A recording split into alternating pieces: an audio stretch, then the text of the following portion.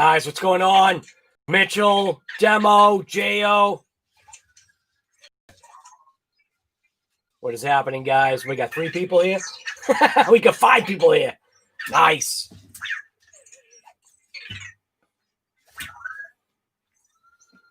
I still got to get my coffee, so I'll leave you right here watching Vec.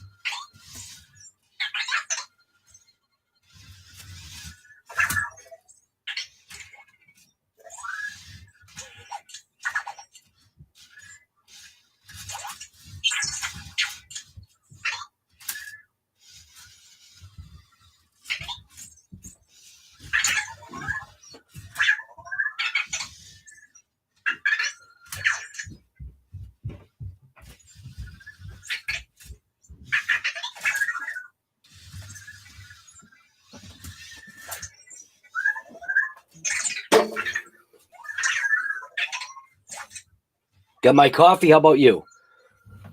Sergeant J, what is going on, brother? How are you? Lauren Cronish, Venom. What's going on, Venom?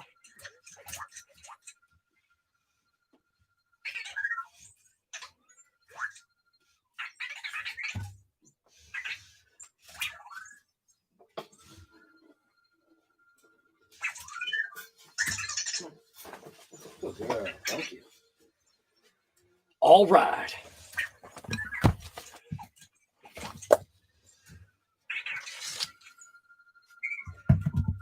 All right, let's see what we got here.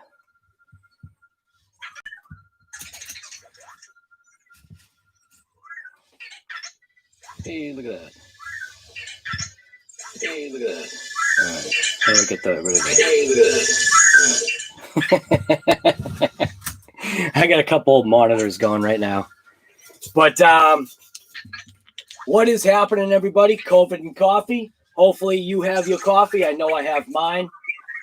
We did rip it on the back. Like, literally, like, I have been exceptionally pleased with the backyard track. YAHD, yard. So the backyard track is actually, like, becoming absolutely incredible.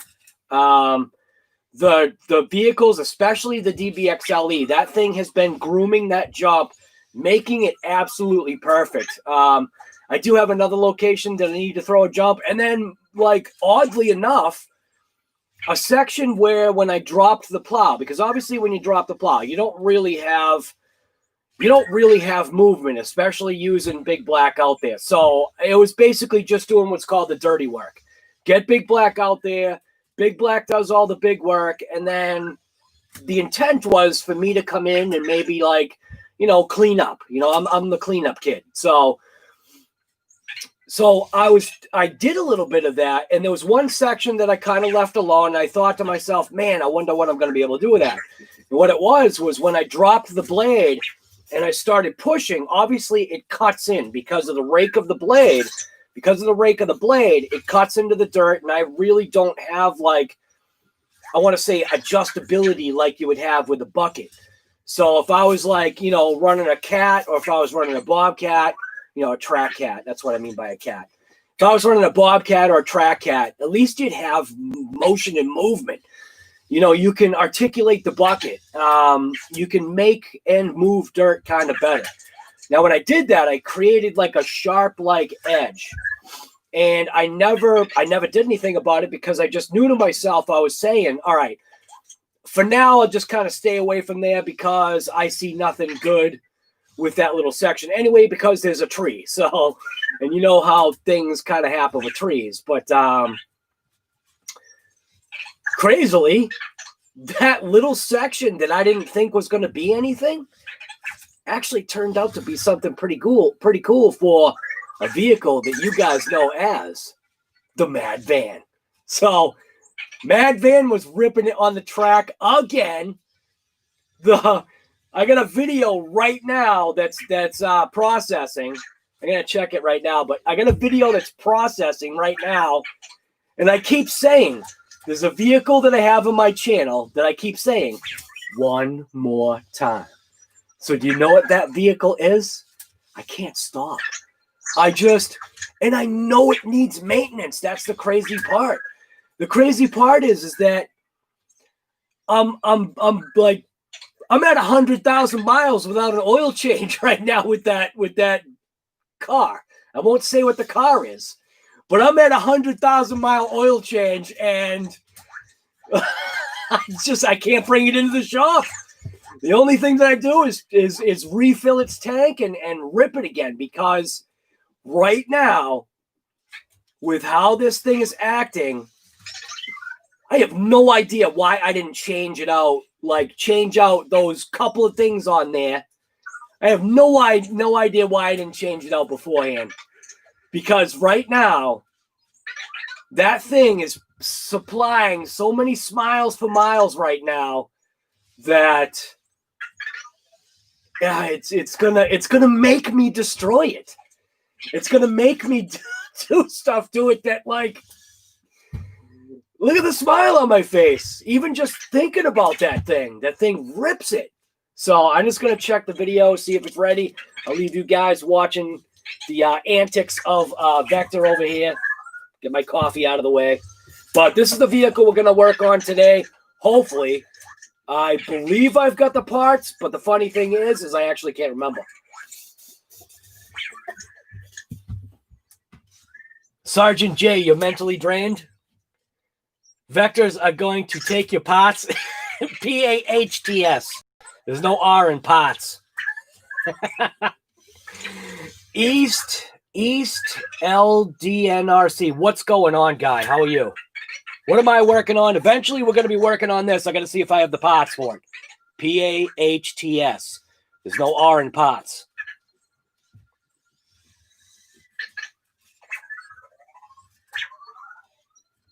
DBXL, right, the LOSI. Well, yes, but no. None, yes, so Mitchell actually got it right there. The DBXL, man, I do have to change stuff on that, but I cannot stop ripping that DB Pro.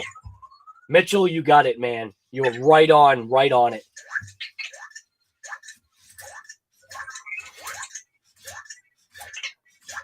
He's fight. He's fighting them. Crispies, what's going on, guy? Got 14 people in the stream. Things ripping. All right, I just got to check this video real quick. I can actually pop it up, can't I? Yes, I can. I can throw it on a different screen. I forgot about that. Let's minimize that. Let's get rid of that. And video. I think I can just take it and bring it right over to this other screen. Yes, sir. There we go. Now it's on my big screen. So I got my computer doing one thing. My computer's doing the live. The big screen TV's got the video, the other YouTube thing on it. You know what's funny? People were wondering, will the magnets do anything to these guys? Apparently, no. The magnets aren't doing anything to them. You know, because this whole thing's a magnet. So they don't seem to be having any adverse effects. Let me drop you down here so you can get more of that low view.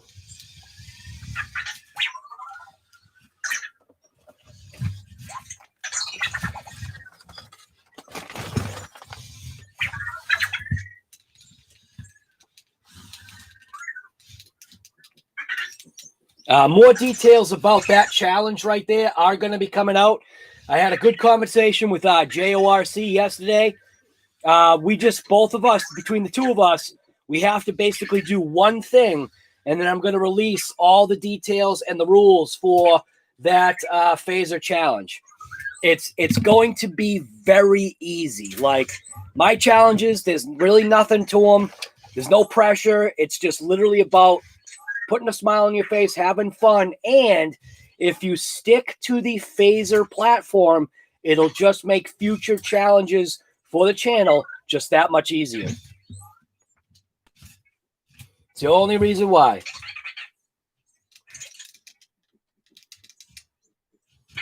One of these days, we are going to rip that thing right there. See that thing right there with the funky looking body? I'll rip that. Just not yet. Coming soon. Coming soon to a ABEC track near you. Oh, the DBXL-E is going to be ripping it on the beach in the next couple of days. Earl Moorhead, what is going on, brother? Good to see you. I hope you're doing well. Jerome Bollimer, what's going on, man?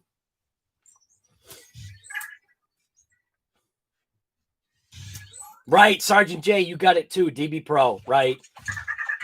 Yeah, I just can't stop, man. The DB Pro, it's right now. It's getting close. I think it's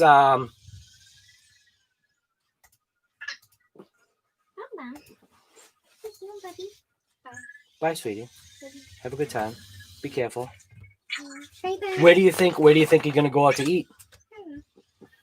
Whatever restaurant will let you inside because it's raining. Slow. Are you trying to make her get that? She's slow. We all know she's slow. Bye, sweetie.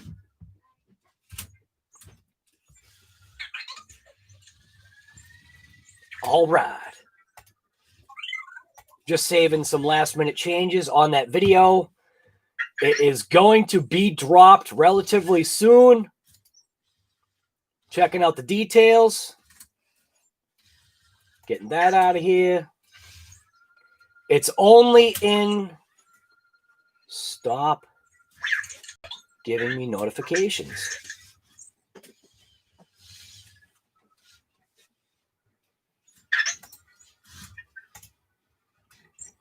All right, what are we looking at? We almost done here?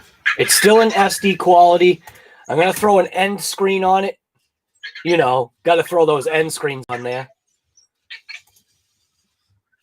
I think we'll go with this one right here.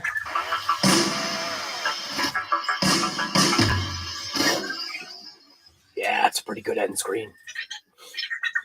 All right. That's literally my favorite, one of my favorite sayings now. All right. You might know somebody else that kind of coined that phrase. I think Mr. All Right is here himself.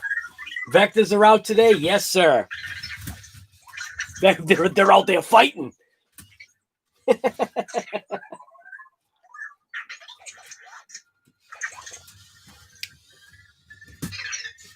Don't forget your coffee, though. You need to have your coffee. So amazingly, the magnetic mat doesn't affect them, which is kind of pretty cool. I am I want to be very like transparent with you guys. I don't like this mat at all. I really don't. It's got like bubbles in it and everything.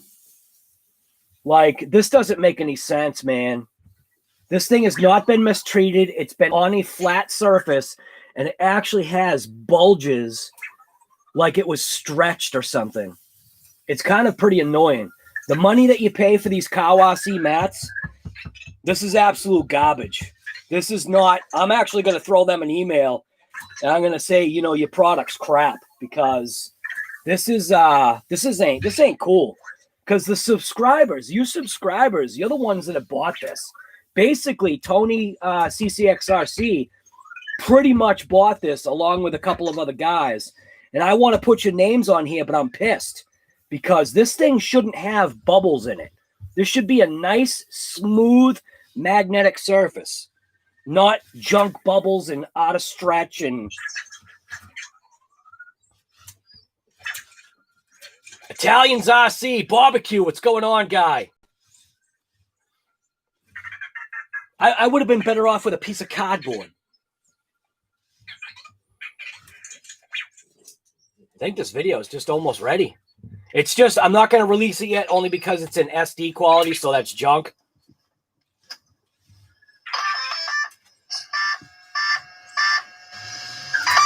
Isn't that such a nice noise right there? That's such a beautiful sound. I love that sound. 2 vehicles. I think it's only 2 vehicles that I have that make that sound. One of them does it in 8 beeps. The other one does it in 3. Absolutely phenomenal vehicles. You know, it's that company, what's the name of them? LOSI? Anybody ever hear that company, LOSI? Yeah, here you go. Here's some old LOSI stickers that I've had forever. This is when I used to race. And I used to have other ones, but these are the old Team LOSI stickers. So I've hung on to these things forever. I don't know why, I just have. I also had the multicolored one. I just can't find it now.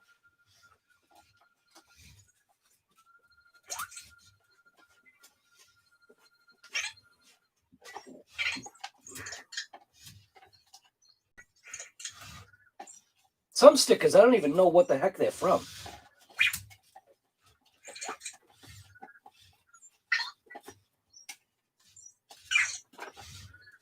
Like, what the heck is that? I don't even remember what that is. Dom's racing team?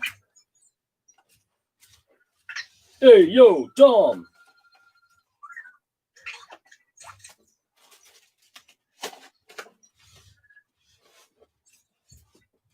All right. I'm going to get into this real soon. I just want to make sure that this video, as soon as this thing's ready to drop, we will start the show. Let's see. Is it ready yet? I don't think it's ready yet. What's going on here? Nah, the quality's junk. It's only 360. Isn't that just like a beautiful sound? We'll play that again.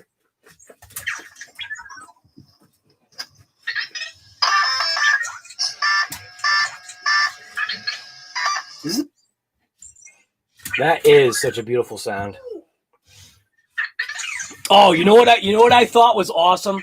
So 2 things we found out, or 2 things we found yesterday or the day before yesterday, whatever it was.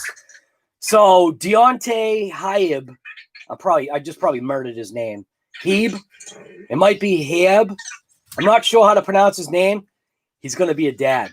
That is stinking awesome. I mean, like literally while we were like talking on the live, we had that live and he popped on and, he was talking about how he's scared and all this other stuff. And it's like, the dads kind of chime in. We're like, nah, you got this guy.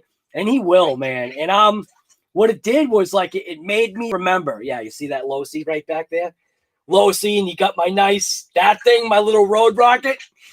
We're going to be putting 8S into that at some point, but just not yet. But so to top it off, as a bonus, what car did Deontay or Dante, I think it's Deontay, what car did Deontay pick up? Or should we say, what car did his wife pick up for him? Anybody know? Bueller? Bueller?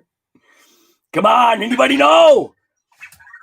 That Dom's sticker came from a 1989 what? I have no idea what the heck that is. 1989 Razor Dirty Dancer? What is that? Right. RC Master, you got it, guy. Telling you. I keep saying it over and over and over again, and I can't tell you how many people. I don't think I've come across. Well, I come across one person that is just having some minor issues, but they're figuring it out. I think his name is Evo. But out of all the people that I've talked to, out of all the people that I have like, and yeah, I am going to take credit for it. There are some people that point blank, they've actually texted me. They've said, dude, you are the reason why I got this DB Pro. And LOSI, where's the royalties guy? But anyways, what I like about it is that, dude, it makes me feel like I'm a good driver. Every single time. That thing does not disappoint. It doesn't seem to matter where I take that thing to. I mean, it's almost as if I can't crash it. I'm not trying to, but do you know what I'm saying? Like, it has not, like, really crashed. And I think because of its handling, and now with those tires and wheels on it, and the hexes, you got to get those hexes too. Makes a big difference. You got to get those Hobao hexes with the with that tire and wheel setup, and I'm telling you, the thing just turns into an ultra grippy, incredibly handling, just little monster. Because obviously, you know, my DBXL-E 2.0 is big monster. Oh, crap. I left it outside last night, and it rained. Well, I guess it's clean now. Dang it. Oh, well, it is what it is. That's what, you know what? That's what I do with all my tools anyway. They stay outside. That way they can get clean. Ah, I left the stupid thing outside.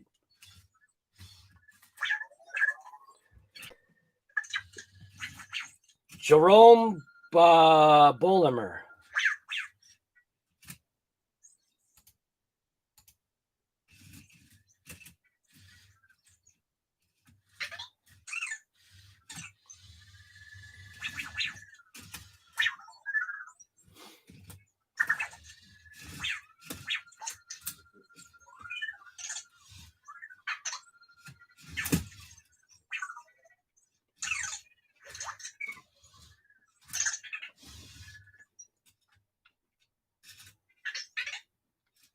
Shade Tree, what's going on, guy? You worry more about stealing them? Yeah. Other than, you know, other than in reality, other than, you know, some of the kids that, you know, in the neighborhood, you know, they know that obviously I have RC cars, but, you know, what's cool about that is that, you know, I think there's a little bit of some kind of respect or something. It might be because of my truck. It might be because I don't know why, but all the kids, you know, like wherever I am on the street or whatever, they're always waving, you know, which is a good thing. And that's how kids should be. Kids should be that type of kind, that type of, you know, I think it's rare. You know, nowadays it's like we all know what's going on in the news. So yeah. So at least the kids around here are normal. At least the kids around here are normal. Where's Riff? Riff is probably sleeping. So Riff's sleep schedule has been kind of miscombobulated because of his girlfriend. He sleeps like he puts himself on a different sleep schedule so that he can, you know, be with her. So it's, you know, it's just what he does.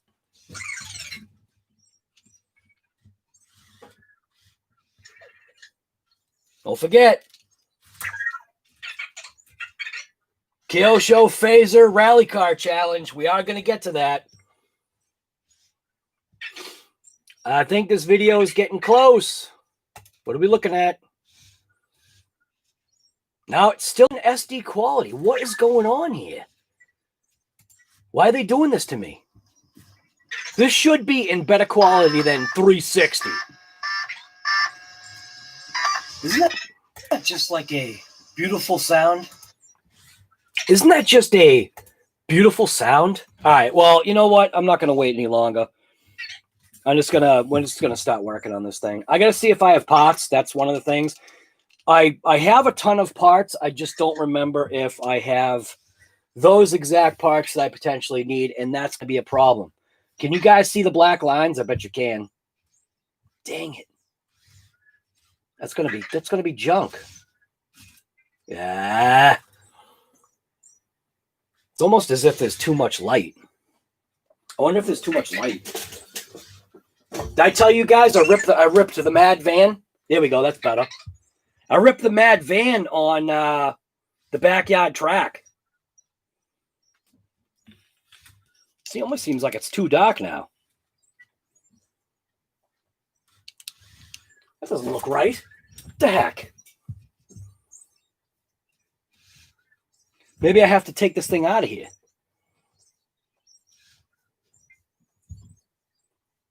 Yeah, I think it's too bright. I think this thing is too bright. Come on. Yeah, this thing's a piece of garbage.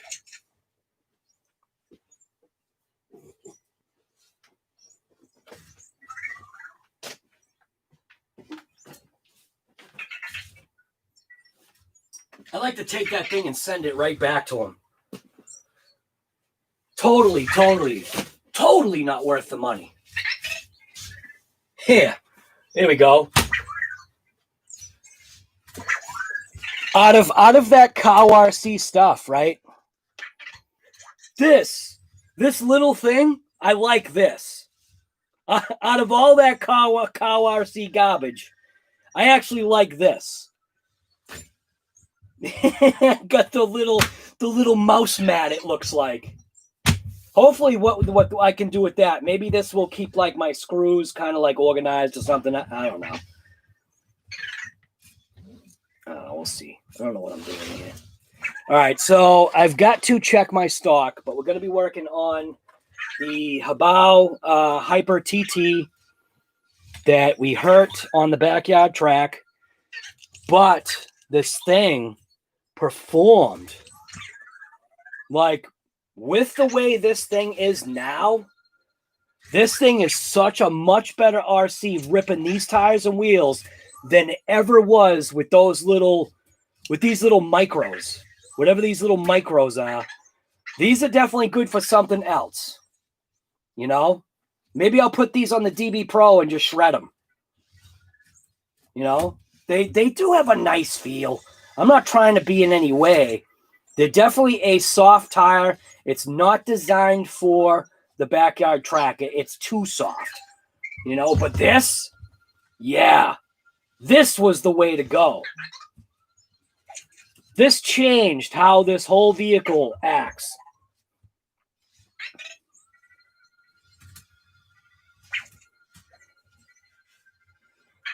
RC guy, you are spoiled. How am I spoiled? I'd rather use a piece of cardboard on the ground than I would a creeper. How's that being spoiled, guy? Come on. Maybe am I spoiled because I put cinnamon in my coffee? Does that spoil me? I don't know about spoiled, man. I think maybe my wife spoils me. Yes, I will agree with that.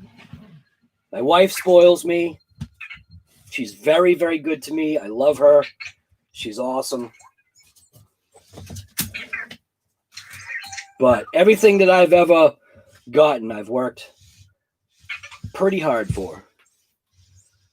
And now I choose to work less hard. What do they call that? They call that see, all right. The way it used to be for me was work harder, not smarter. And then I realized that working smarter and not harder is the way it's supposed to be. That way you can live a longer life. Like, yeah. And that's the way it's supposed to be. And I didn't learn that until I started getting gray on my face. Justin Brown, what's going on, guy? LOL, yes, right. But people who have less than you assume you got it free. Yeah. Well, you can't, you know what? Even if you didn't get it for free, or even if you did get it for free, you must have done something to award that. Do you know what I mean? Like, You must have done something in your life or at some point in time to where if you are getting something for free, then you must have earned it somehow. It's got to be that way. It can't be, I mean, that scenario, it's free for me. If it's free for me, it's definitely the way, you know, I like to be. I figured I'd just throw these little power systems in the mix because these little power systems have a purpose.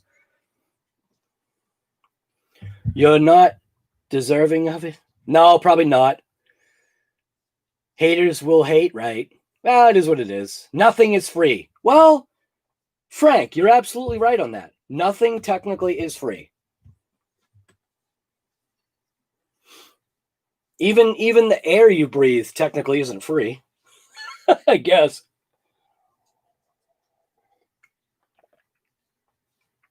Why do people think everything is either or? Because over here in America, we have a choice. Nah, it's just choice, you know? Say whatever you want and do whatever you want, kind of. As long as you're not hurting anybody.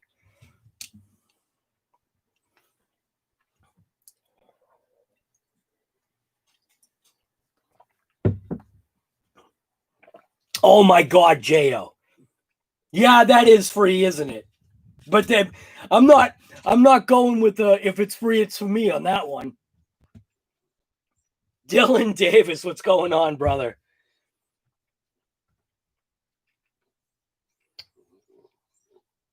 California. Right, man. Uh-oh, Earl. Looks like Earl uploaded a video. Earl Moorhead uploaded a video. Go check it out. Ready? What did you do? You know, you guys all know that noise. We're going to hear the all right?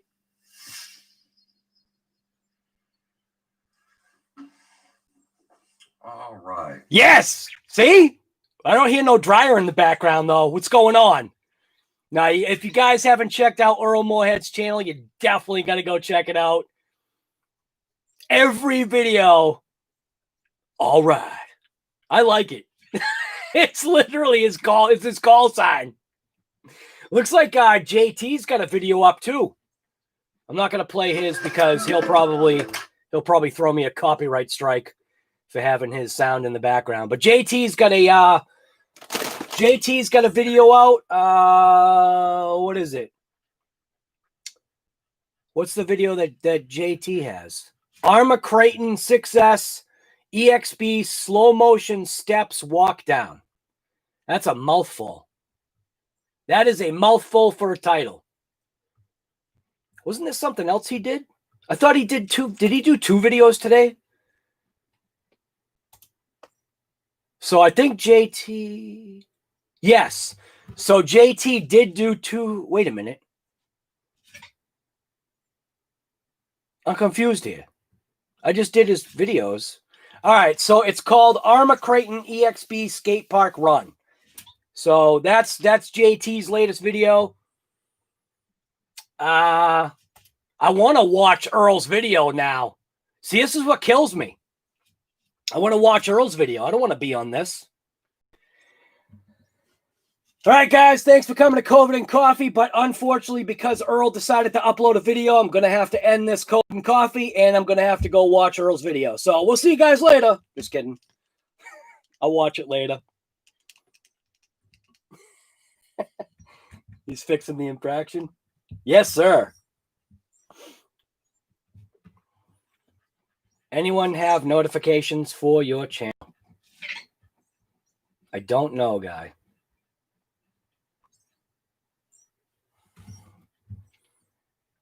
There's a lot of people that don't get notifications. There's a lot of people that don't get notifications about my videos, especially my lives. I think it's all YouTube dependent. Right back again, right back. All right, we're done with Earl's video. We're out of here.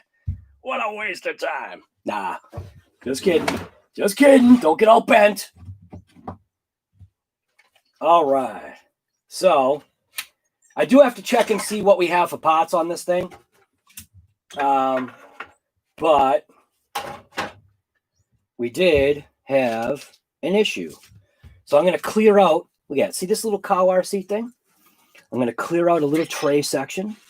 That way I know all the parts go for this, which I don't think it's really going to be any parts, but this is a good thing from cow RC right here. That big giant mat, yeah, no, I that was definitely a bad purchase. This little thing, this little mouse pad, yeah, this is all right. You know, it's just a magnetic sheet. It actually costs less to have that on there, but I don't mind that. That's actually nice. I do like that. But the big one, yeah, I'm really not happy with that. I am definitely shooting them an email. I'm definitely not happy. Not cool. Definitely not cool. The quality, definitely not what you, in my opinion, definitely not what I paid for. So, all right. First, going to start off by taking off this wheel here. I'll use one of these. These actually make also great platforms. So when you're working on an RC car, it makes an awesome platform.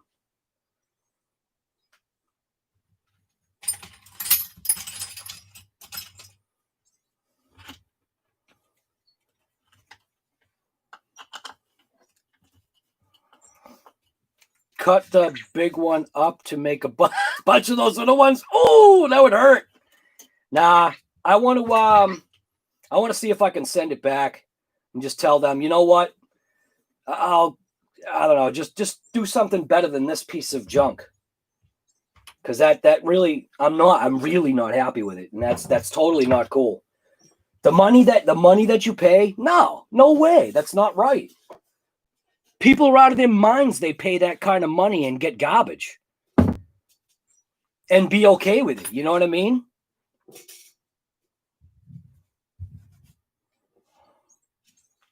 All right, where are we here? So basically all it was this piece here. The pin, I did save the pin. Pin, I think, is in here. Yeah, so the pin is right here. We did end up losing a couple of parts, but I do actually think I have the upgrades. At least I should.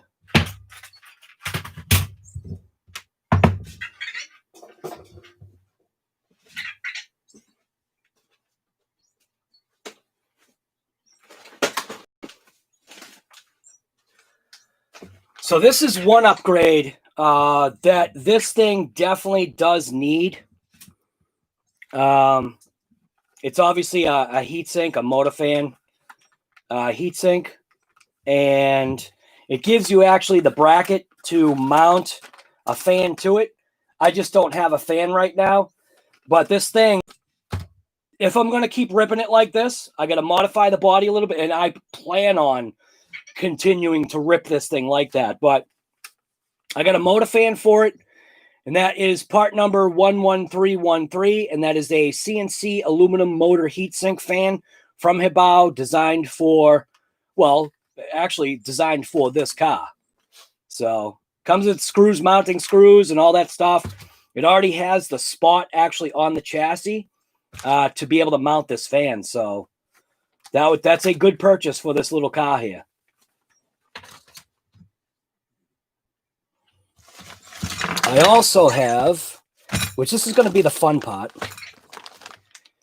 because this place is a disaster again, I need to find where my other parts are, because I've got other parts for this thing.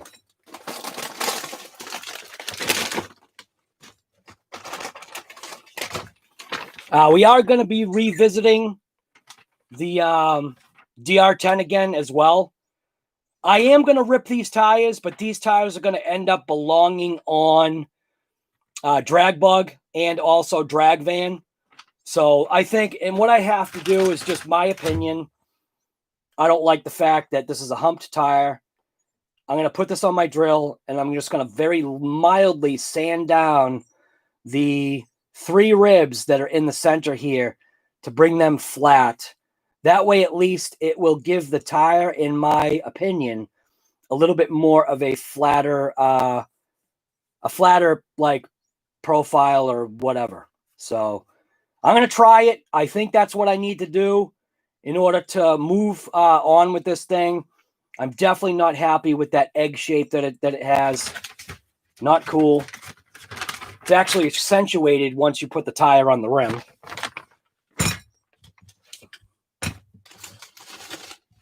So I just got to go through my parts here. CNC front stiffener wheel. That's shock caps, wheel, diff, cups, housing. Hobao actually is going to be re-releasing this part right here. They had to make a very minor modification in order for it to not conflict with their own wheels. These actually work if you want to switch over to other wheels, but for some strange reason with their own wheels, somehow it was missed. So they're working on it. They're getting that squared away. Diff, diff, diff, diff. Wheelie bar. That. Gears. Jeez, where is it? I know I've got the upgrades for this thing. Where the heck are they? Hexes. I think I might switch out my hexes too. Maybe. I probably should. Just so I'm not going to end up with a potential issue here. All right. Conversion. That.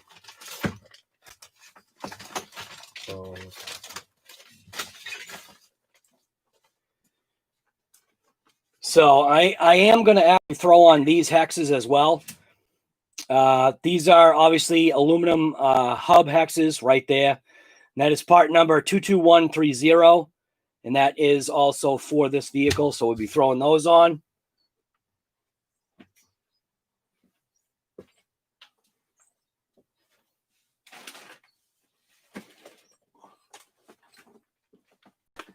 And I believe in this box somewhere, I should have parts for this thing. It's either in this box or it's another box. Because I have because that's an anti-roll bar. So that's not that. That's something different. Where's those other parts? All right.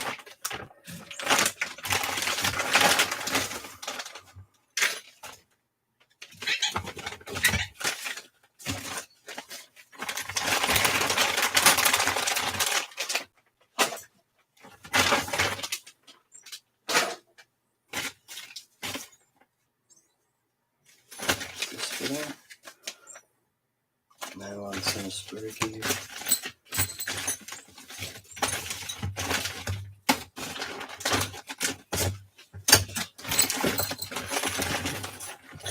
Maybe I took all the parts out. I didn't think I did. What the heck?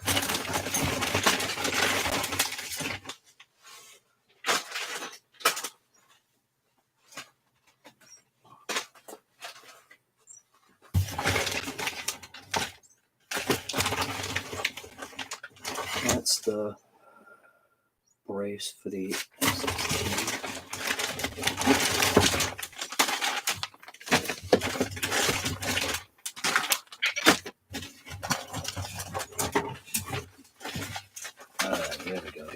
Here we go. Now we're getting there. That is for the hyper.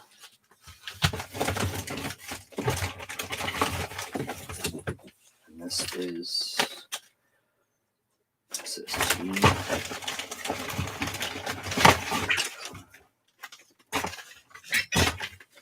There we go.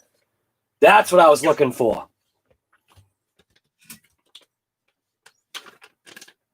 So this is the top plate. It's a CNC top plate for the TT. So that is part number 11135, and that's the piece that broke. Now, I knew that this was potentially a failure issue because if they're going to make a CNC part on it, well, there's got to be a reason why. So we got that piece right there. We also have these pieces right here. These are the hubs for the rear. So we've got that. We also have that's the ST. There we go. So that's that spine piece that I was saying, the chassis brace. That's the front chassis brace. So we're going to be replacing that as well. That is part number 11131 for this little truggy thing. And then, so these are just spare arms, but you know what? The issue that I think I might come across is I don't think I have the thing. You know what? I might not have the piece that's missing. So this is SST.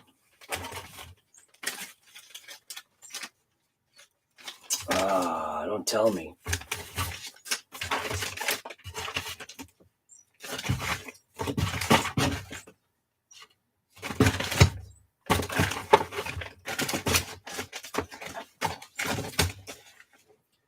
There is also another brace in here. There we go. So this is the brace for the rear, which we might as well replace it. Well, I don't know. Who knows? Maybe I'll do a video on it. But this is the brace for the rear.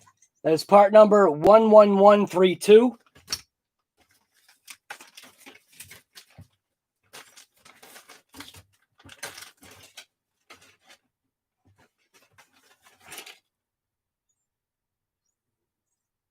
Steering knuckles.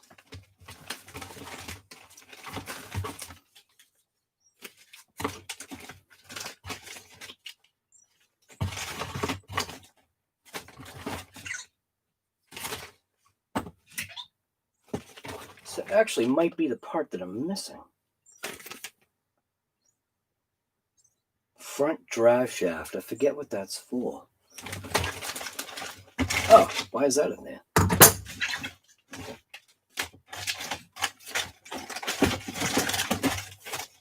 All right. Well, it looks like I'm not going to be able to do this repair. Come on. The only one part that I don't have? You've got to be kidding me.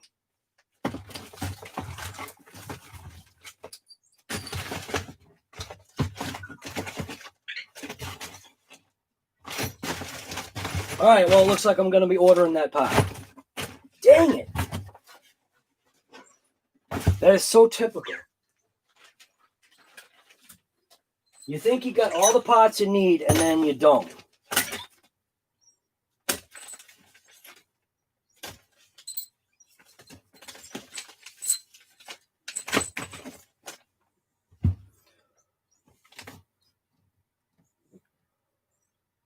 I don't think I need to replace the servo one. I'm sure that's fine.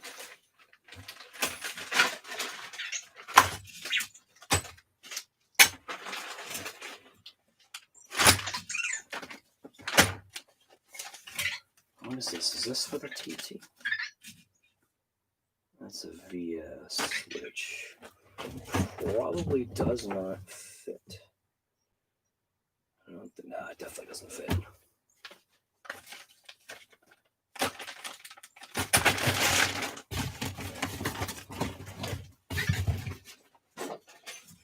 All right. Well, that is typical. That is literally the way things get done.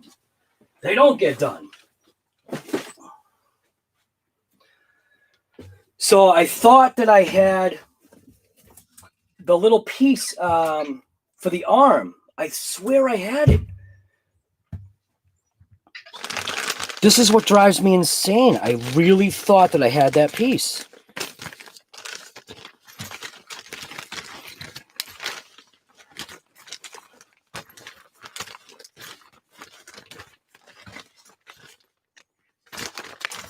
Yeah, don't. You've got to be kidding me. I got one more spot that I can look for those parts.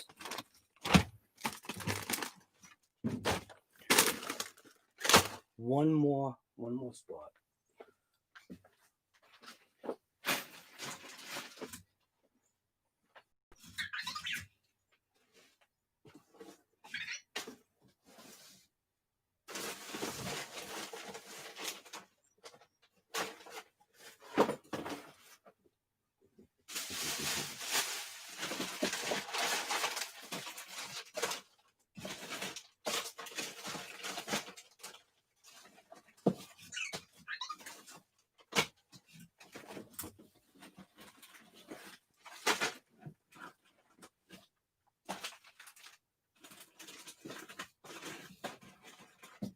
How does it happen? It's the only piece I don't have. Are you kidding me?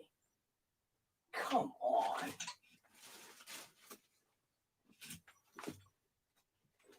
The only one stinking piece I don't have. That is unlike me. What the heck? Well,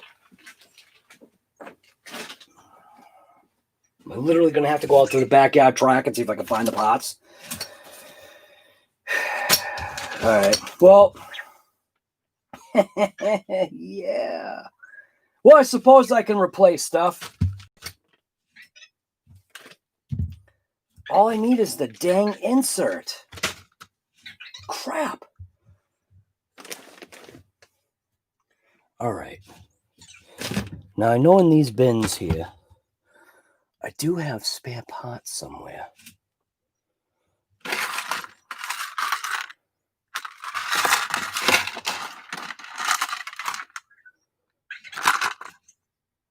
might be able to actually make a sleeve. If it comes down to it, I'll just make a sleeve. Because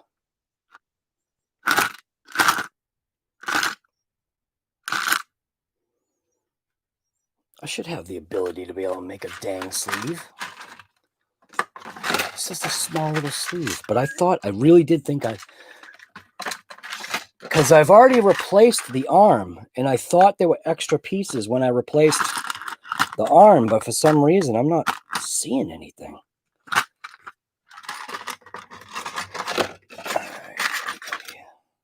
Ah, here we go. Wait a minute.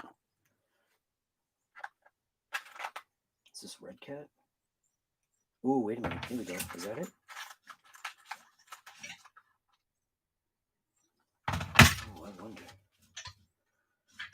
No, it's too big.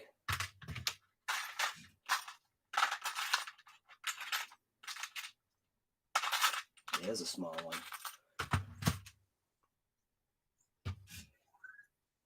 Ooh, look at that. Think I found something. It's probably too small, though.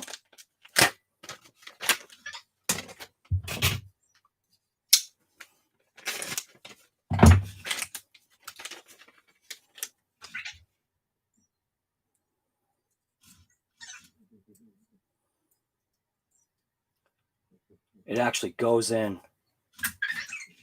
Oh, nice. You've got to be kidding me. Yeah, that's it. That works. Sweet. All right, so I guess I will be replacing it.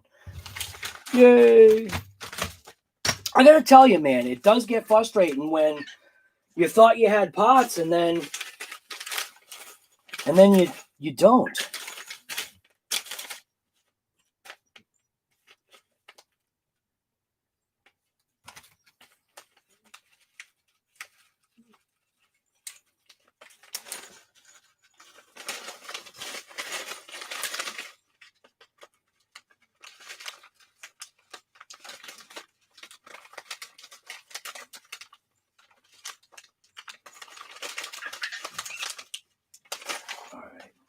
Well, I got a couple of these, so I should be good to be able to put this thing back together.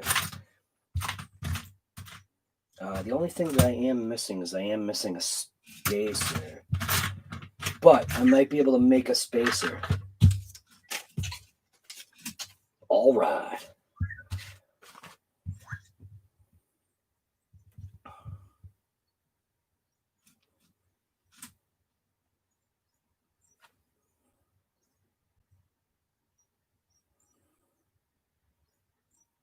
Is that a Max 8 combo sitting to the side?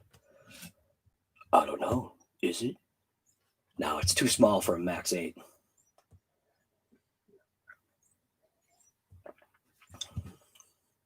Just kidding. Yes, sir.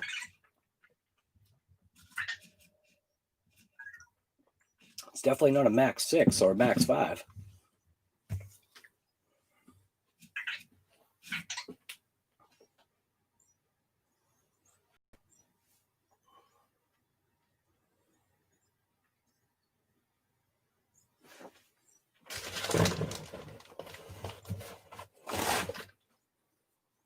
All right here. So I think this video is going to be just about ready. Don't forget, jump over to Earl's channel. Jump out of here. Go watch JT. Go watch Earl Moorhead. And I think, yeah. All right. So the video is just about to drop. If you want to jump out of here and go do something better than do this, don't forget on your way out. Don't forget on your way out, throw a thumbs up. Throw a thumbs up on that video too that you're going to leave for. Go throw a thumbs up on everybody's videos. Done. Release. The only thing I don't like,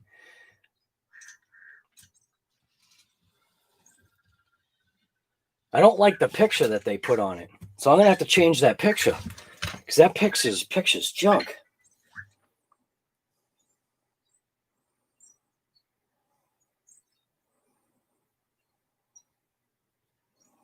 So I'm going to go through that process again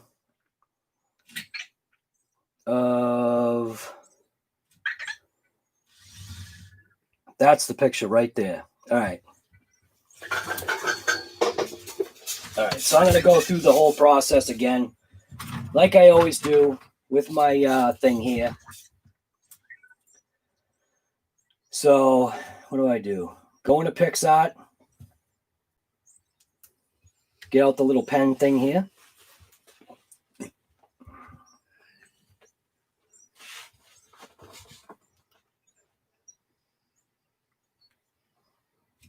Grab my picture. So see, this is the picture I'm going to use right here. Not that. What is that? Guys think you're funny? I don't want no yearly subscription. So that's the picture that I'm using for the video that I just uploaded. So the video, the picture, the thumbnail that it has now is going to be gone, and it will be replaced with that nice, beautiful picture right there. And to do this process, it's actually very easy. So going to my photos, I'm going to grab the LOSI. I grab the LOSI Race Inspired. I'll add it.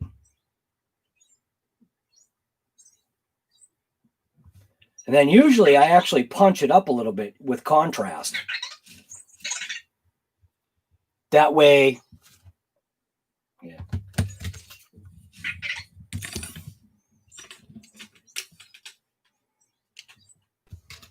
Punch it up with some contrast. That way it just looks better. So adjust, punch it up a little bit more, make it look a little bit brighter. Maybe see if I could change the clarity of it. Doesn't really seem to make a difference. Saturation.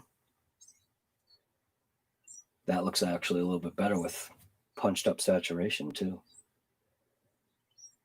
Check out highlights. See, does that change anything? Nope. Leave it right at 0. Check shadow. I should leave it like, not sure how I should leave that. Guess I'll just leave it like that. There we go. And throw some words in here. Text. What do I want to call this? I don't know what I want to call this.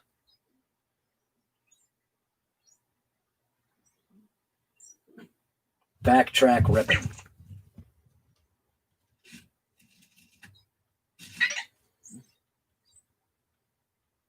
Oops. Backtrack ripping.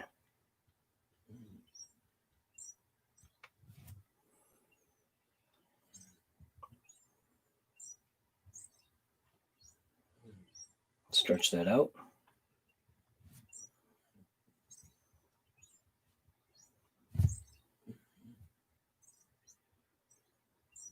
And I'll highlight it in black so that it does that pop thing. Backtrack ripping. I think that looks pretty good. So then obviously I can save it.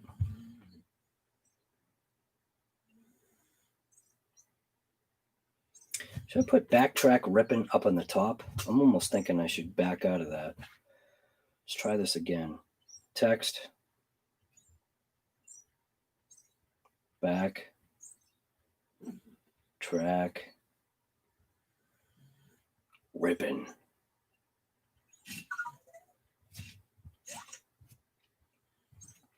Try that up on the top. Maybe that will look better. That way it's out of the way. Yeah. Maybe that looks better up top there. I could give it some LOSI coloring. What if I did like red? Did red? Backtrack? Yeah, that kind of pops actually. Backtrack ripping. Change the font. Looks like the first font actually might be the better choice. Oh, that doesn't look too bad either, though.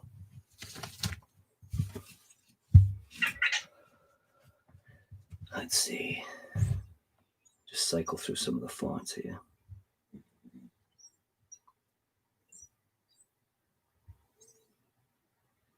Backtrack ripping.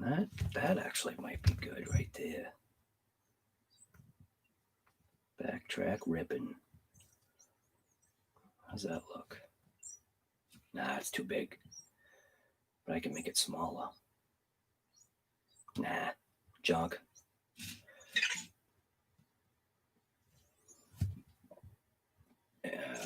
Sans.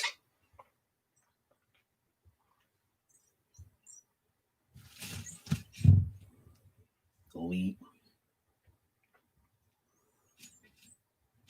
Helvetica.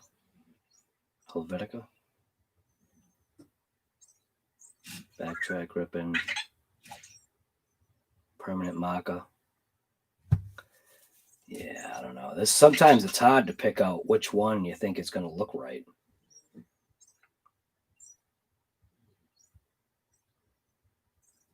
I think probably the first one that I had probably is the best.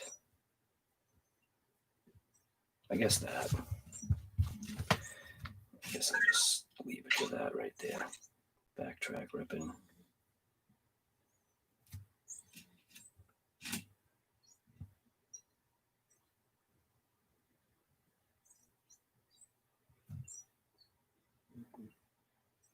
Oops.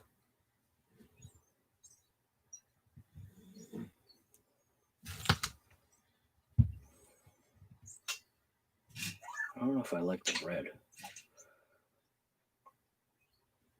I think I want to match that red with the LOSI red.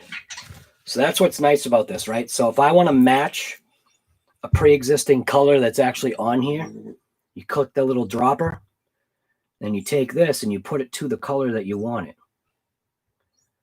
See how that changed the color? Now that red color now matches the LOSI circle color. So that's way better. Yeah. So that's the final product for that. I think that will look okay. I might just drop that down just a little bit, just so to make sure it doesn't bounce out of the thing there. So now I'll save it. Save to device, save, back out, then go to YouTube Studio. Huge wheels, we don't want that one. We want this one. Change my face out of there. We don't need that face. And then click that. We'll do custom thumbnail. Backtrack ripping. That looks pretty good. Select. Save. And now it's done. Boom.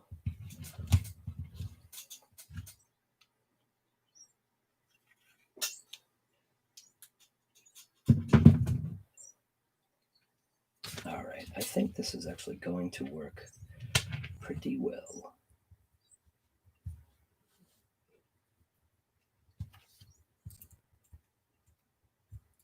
Maybe not that piece. It goes this one. Yep. Cool.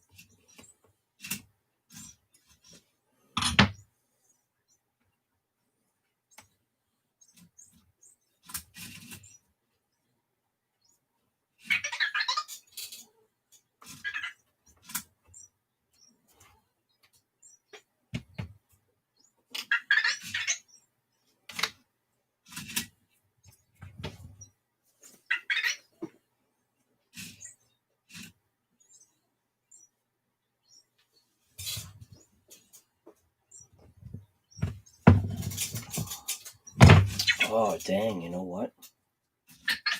I actually think I might have still an issue because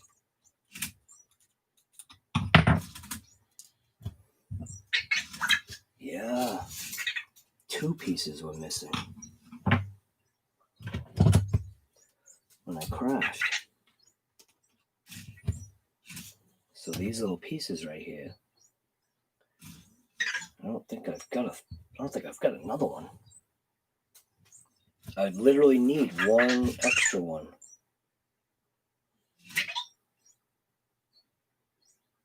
I don't think I've got that. All right. Try it again.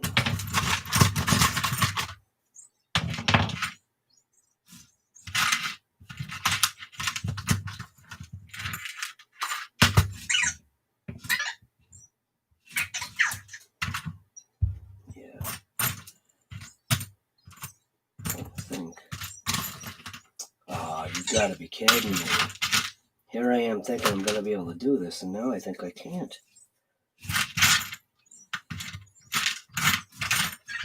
Alright, maybe I've got more somewhere else. Hopefully I've got more somewhere else.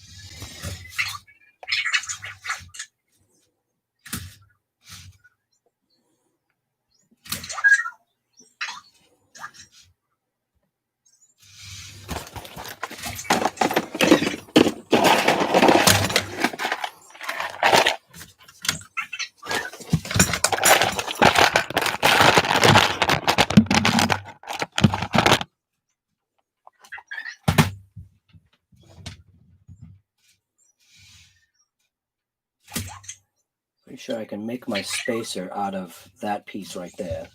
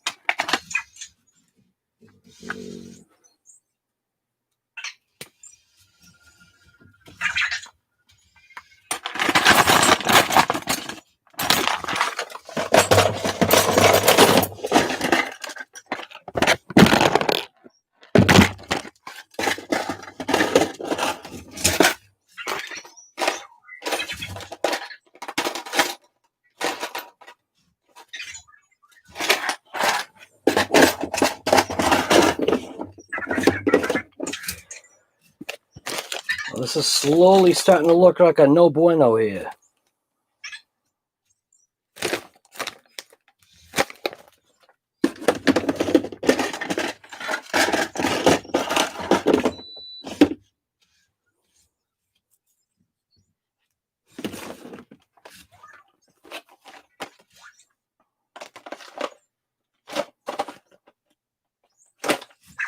I thought for sure that I had all my parts, but it is really now looking like I don't. Oh, I found spacers.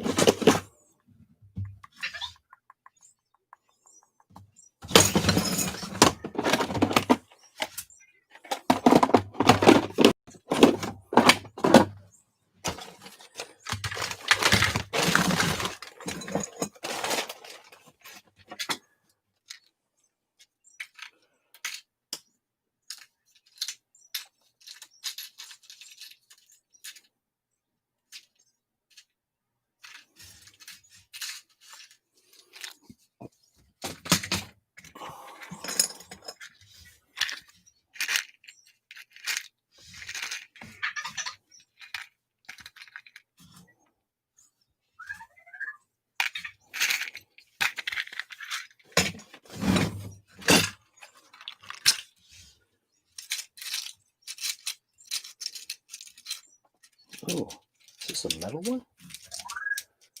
No, that ain't gonna work.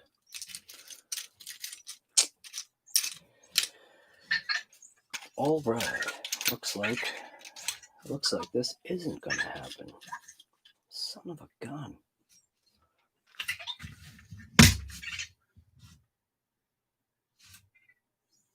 Yeah, it's not gonna work. Dang it. All right, well, crap. Gotta be kidding me. I really thought I had all the parts, but I don't. So what I'm missing is I'm basically missing this piece right here. I've got shims and stuff that I can use. Oh, wait a minute. Oh, is that a piece? Wait a minute. Does that come out? Yeah, it does come out, right? Oh, I might have it. No, but that one goes all the way through, though. Oh, wait a minute. No, it doesn't. All right. Maybe I spoke too soon. Maybe I do have all the parts now. Let's see. Do I have this piece come out without stabbing myself here? Oh, there we go. Is that it? Is that literally all I needed? I think it is. Yes, I think it is. Nice. All right. No, I'm good. All right. I can fix it now. Sweet. Man. All right. Back in business here. Holy smokes.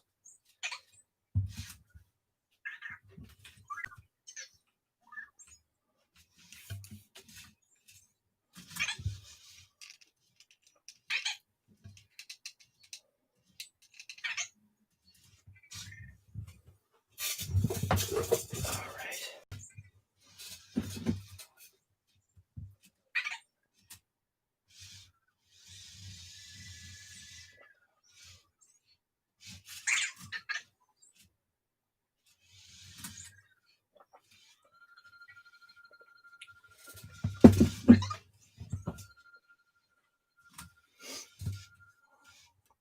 So this thing will be back in business today.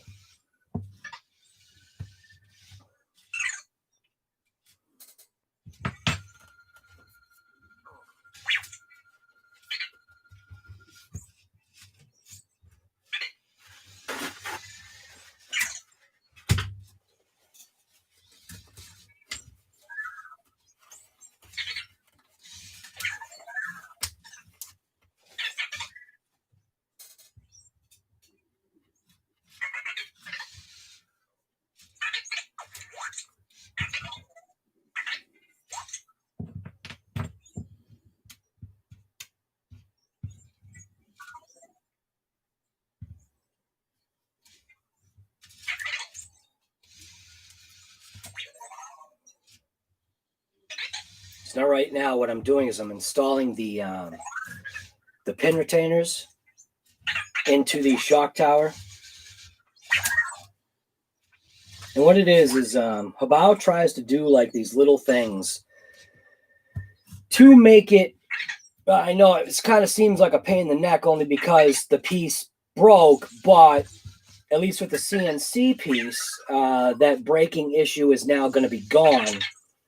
But they have like these little sleeves that are installed in these pieces. So what the intent is that sleeve will wear out before something else. So making like these little sleeve pieces that you pop in and out,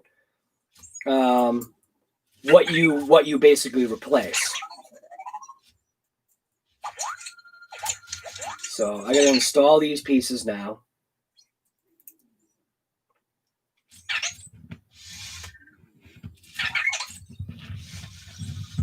Put the dog bone in place. Put the arm kind of in a ready location, if it can.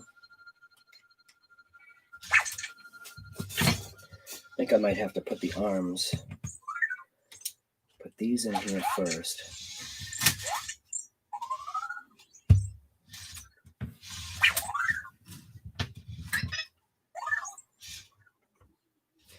I'm going to take the other tire off to make this easier.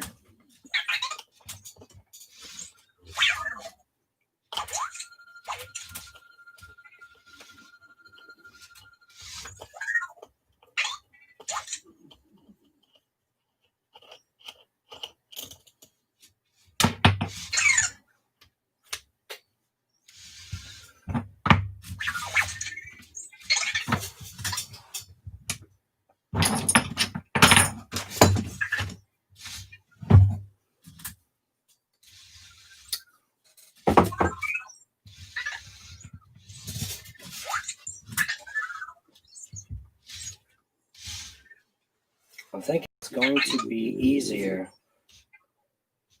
taking the shock tower away. I believe it's going to make the install easier.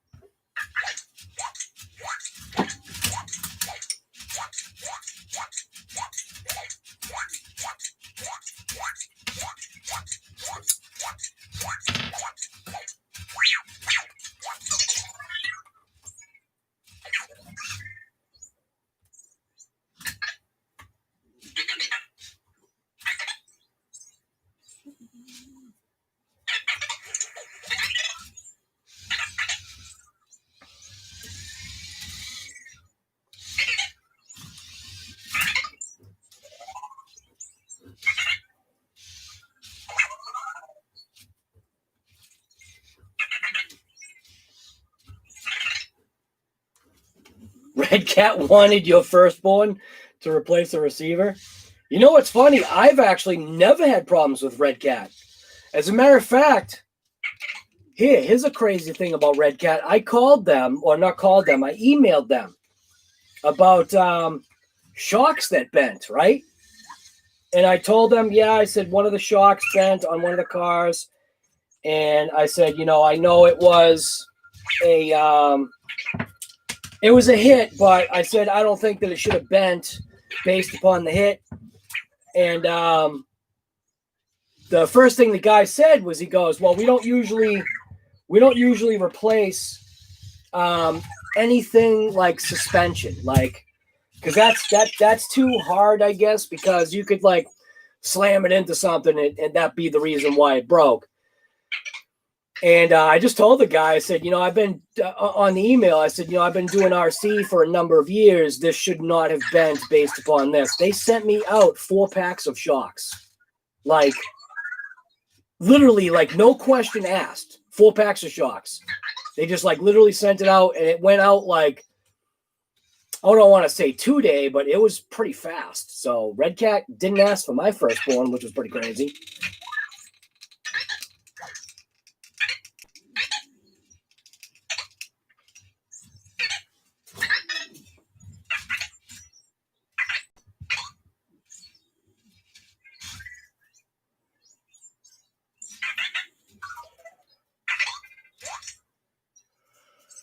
Well, it's actually a good thing that I'm doing this.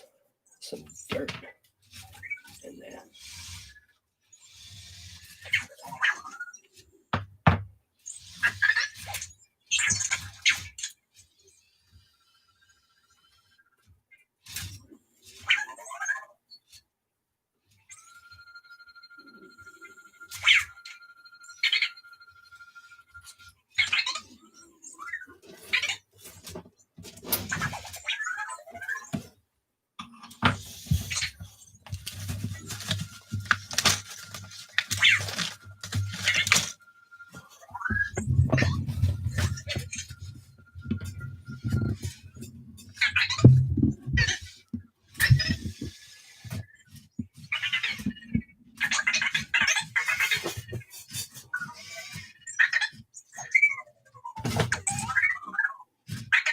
You're the one that's going off-road. Figure it out. You got it. There you go.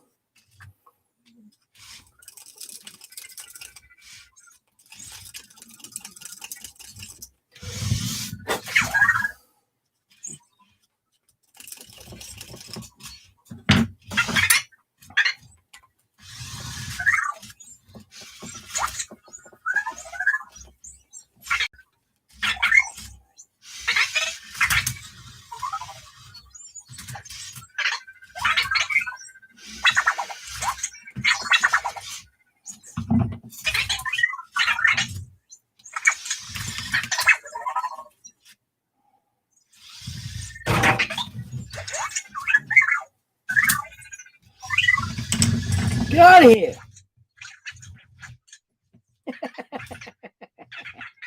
Go over there.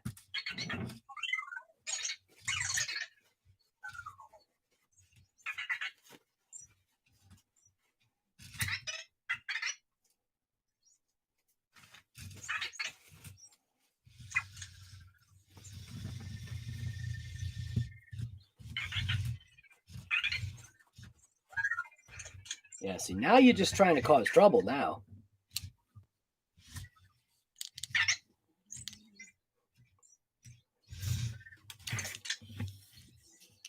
Think you're a funny guy, don't you?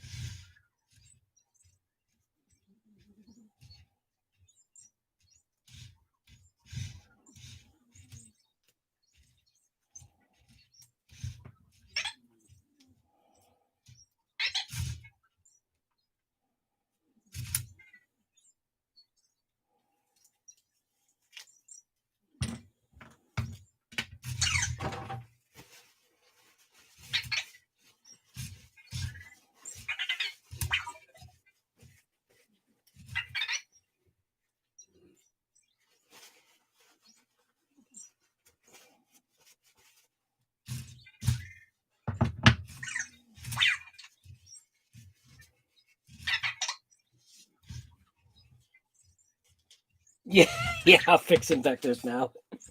Right.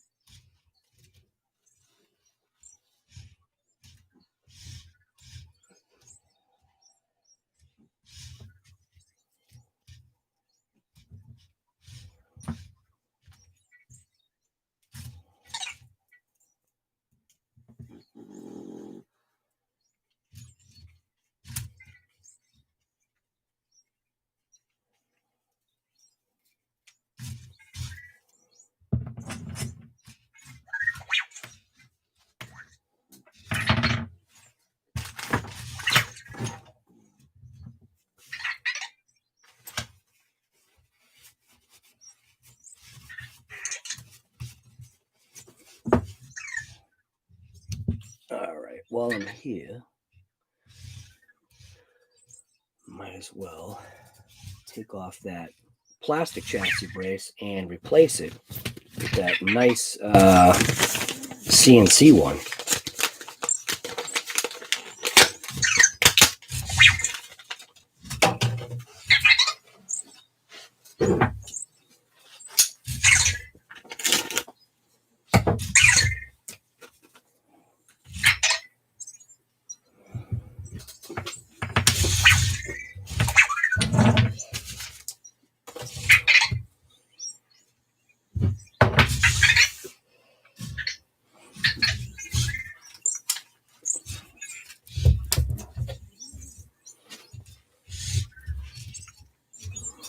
That's that brace right there. It's got dirt in it.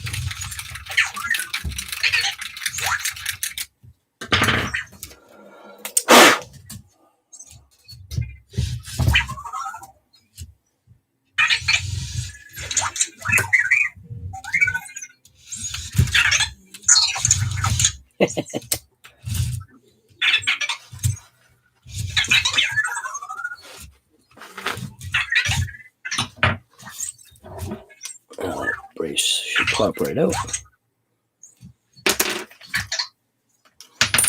Oh, there was the pin.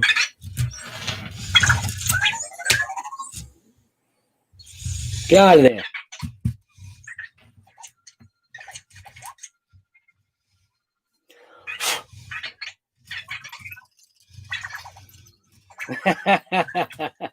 Vector, does he want to help or hinder? Right.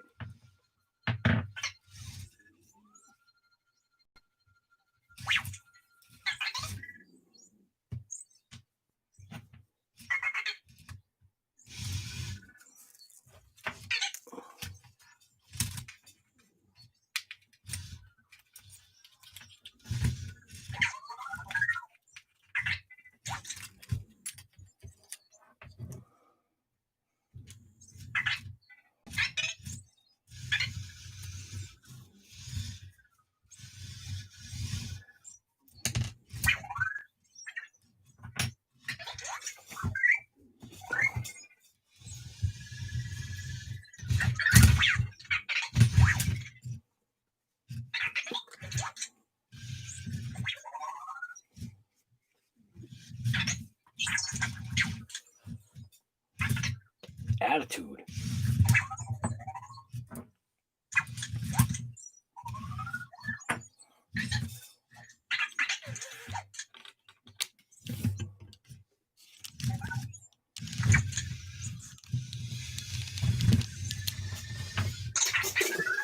Yeah, that's right. Push over my bottle of stuff. See what I mean? Get out of here.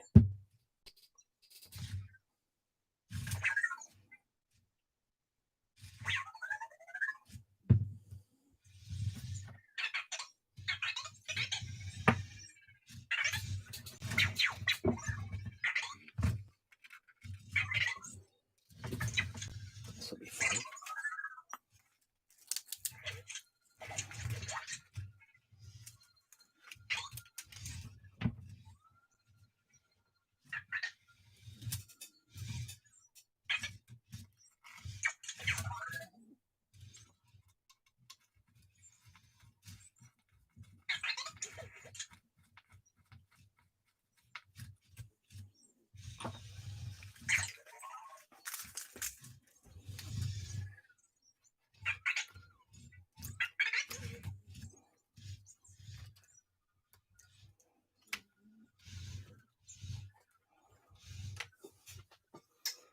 Vector almost got the screws right.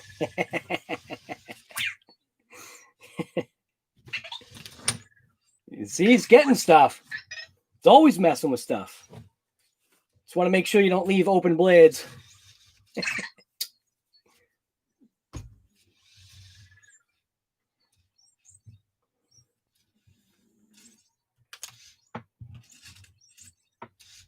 Now, should be able to just lay this piece right on top of here. Okay.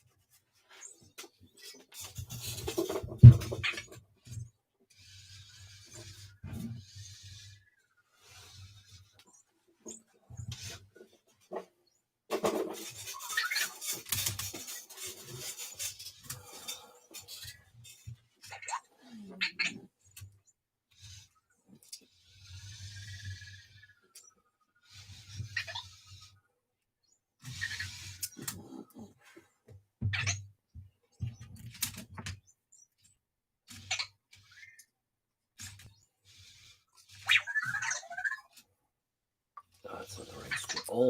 Almost messed up. Almost.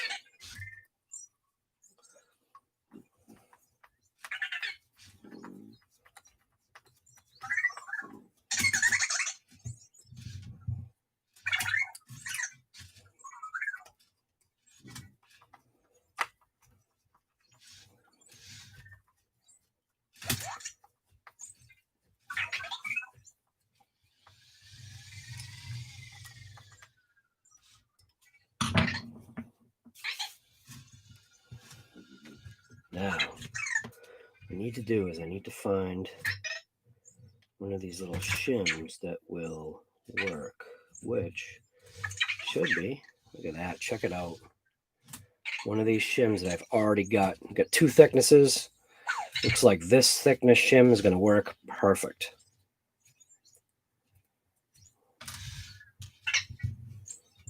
That's why you don't throw away your parts trees. Keep all of your parts trees because you never know when you might need it. Never know when you might be making your own pot.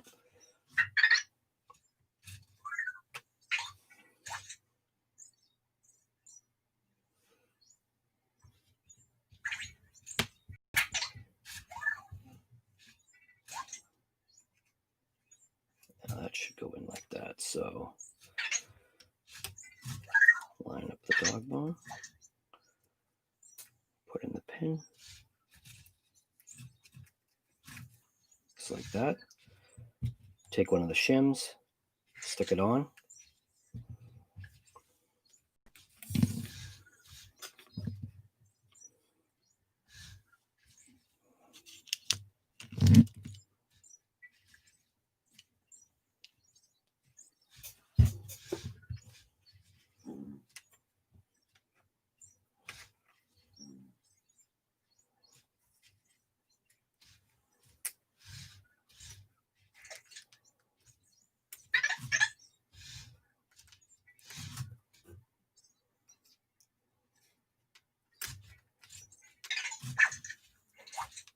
Should rotate right into position. There we go.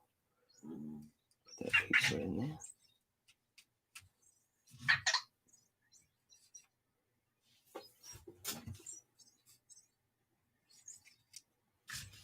That one's not going in as well. Why is that?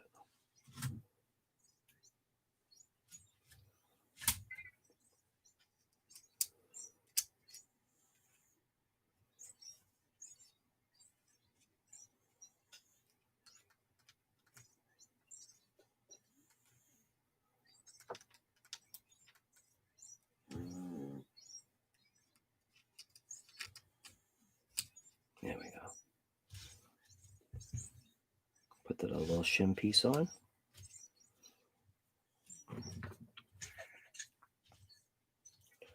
Take our shock tower brace. Put this into position here. Oh, I need to put my little cap in there. Almost forgot the little cap. Is that the right one? Close enough. Yeah.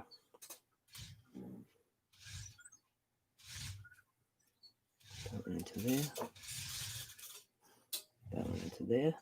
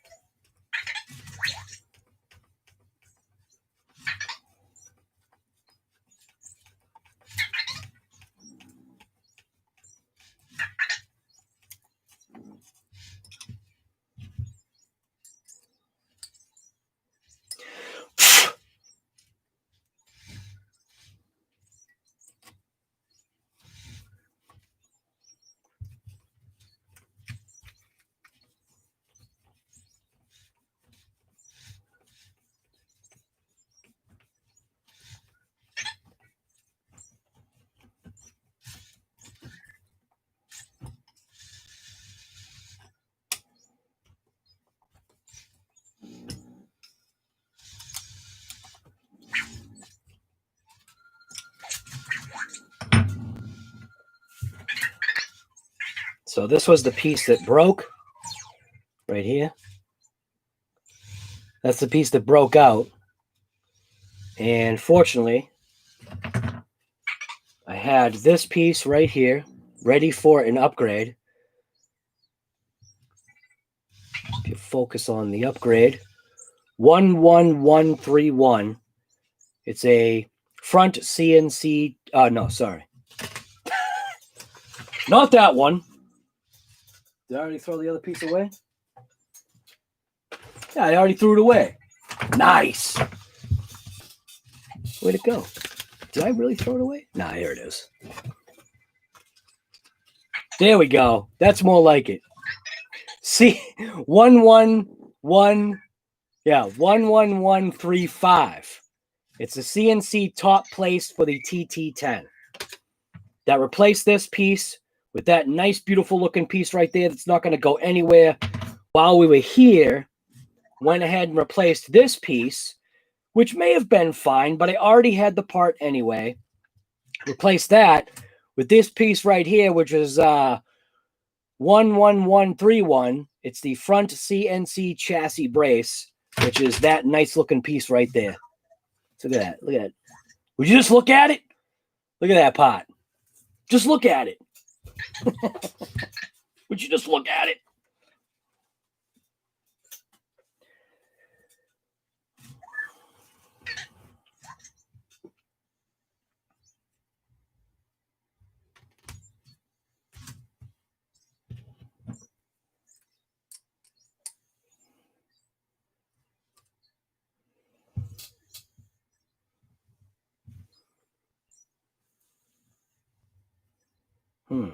Where did I have the shocks? Did I have it in the outer hole or the inner hole? I don't remember. Looks like it might have been in the outer hole. Can't tell. Yeah, it was definitely in the outer hole.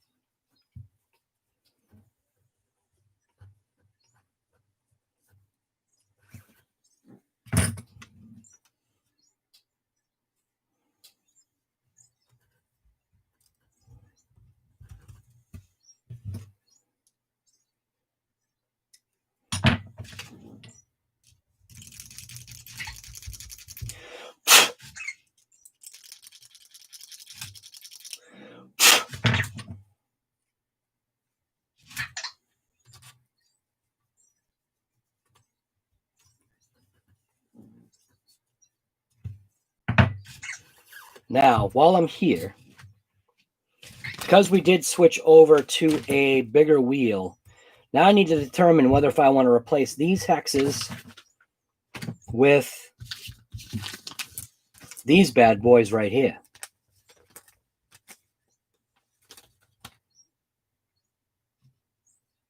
Not thinking there's really a need yet.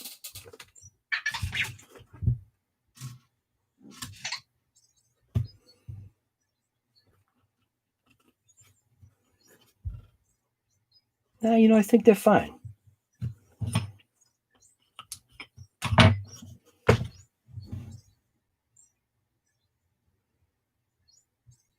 Maybe eventually once these get worn out, because what's going to happen is the pin will start to get slop in this area right here. We'll get slop in that area, and once we start getting that kind of slop, there's probably other parts that need to be replaced as well.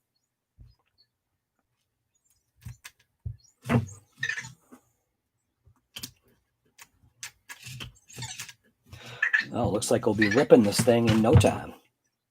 No time.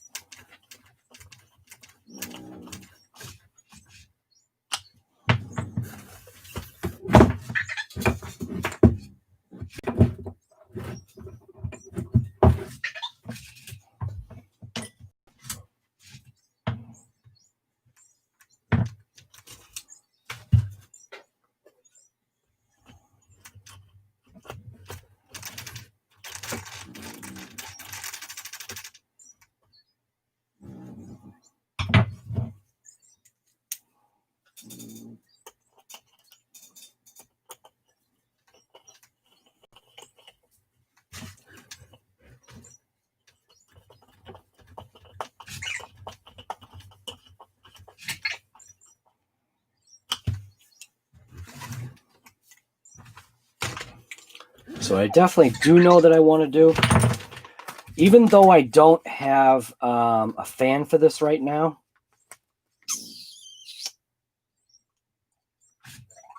I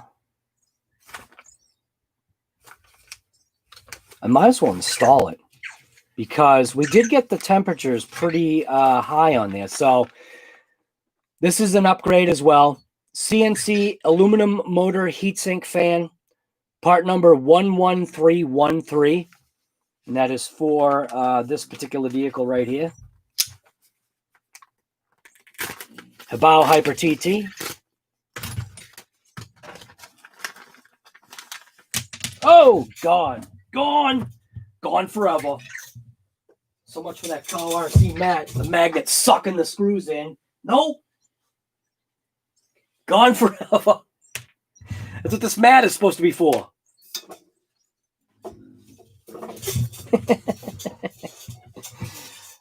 Gone forever. All right. Make sure there's no other screws that could just fly out of the pack.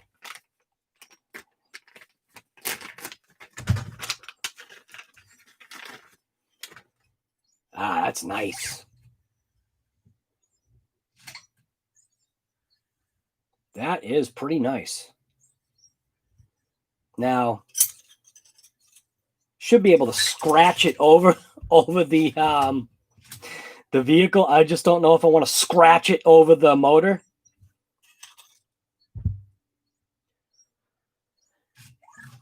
Lines up, right? Oh, wait a minute. I'll have to rotate the motor. Ho, ho, ho.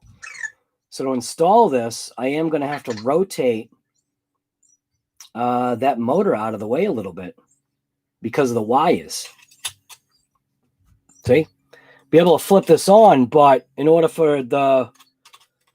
Yeah. All right. Well, that's no big deal. This is where an L wrench comes in handy. This is why you don't throw away your L wrenches. Because I have no reason to remove the motor plate from the chassis, but I am going to have to take the motor off, which means I'm probably going to have to take that pinion off as well.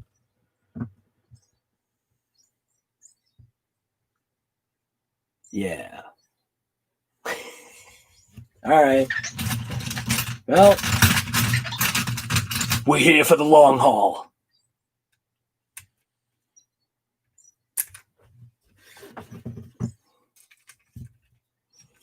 This is where those L wrenches do come in handy.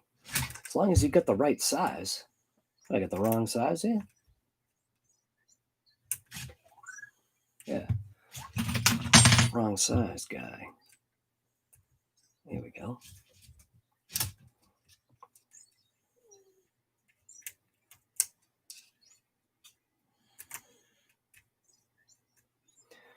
So, and I believe I am going to have to take this pinion off.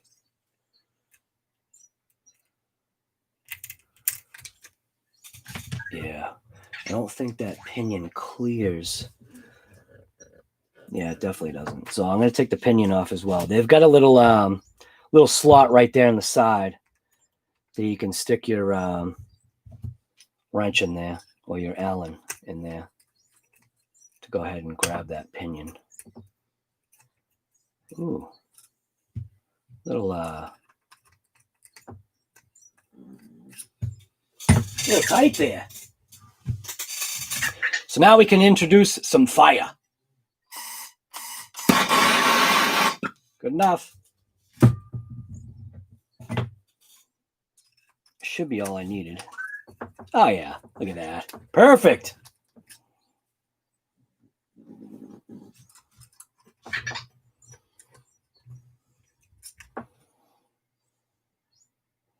Oh, look at that. That's even got a motor sleeve. Wow. That actually has a sleeve. Just that second. Like literally this thing is hot. Wow. Cool. Well, let's make sure that all the stuff is out of here.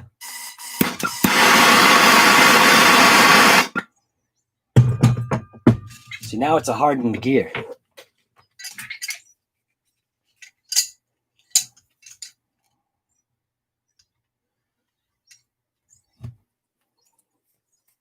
Now, see, that Loctite is completely out of there. The reason why I did that is because I want to re-Loctite it.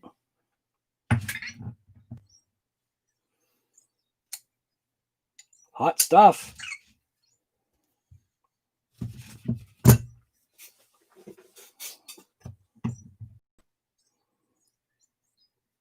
Woo! Even the little set screw's hot.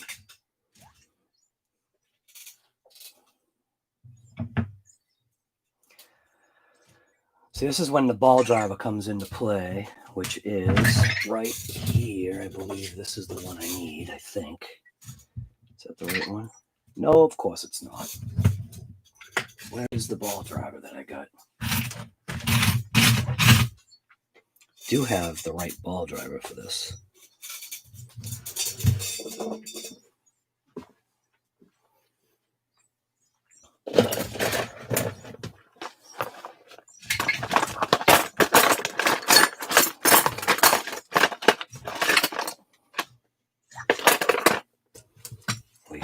At least I should.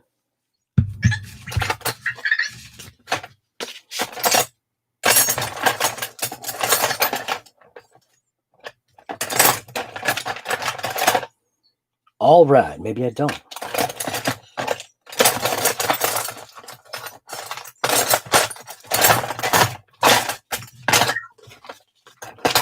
Well, I used to have it. Where the heck did it go?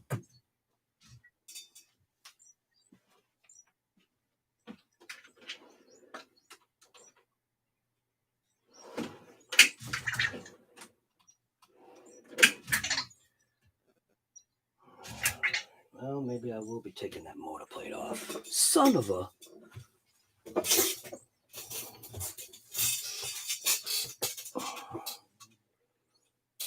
Carrier settings update? No, I'm good. Okay. What are we looking at here? Loosen this bottom one here. Slide that motor out a bit.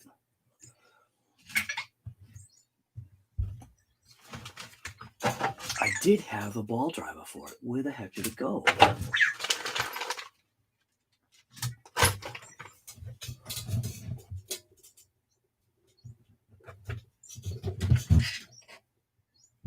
There we go. Is that it? Yep. I think that's it.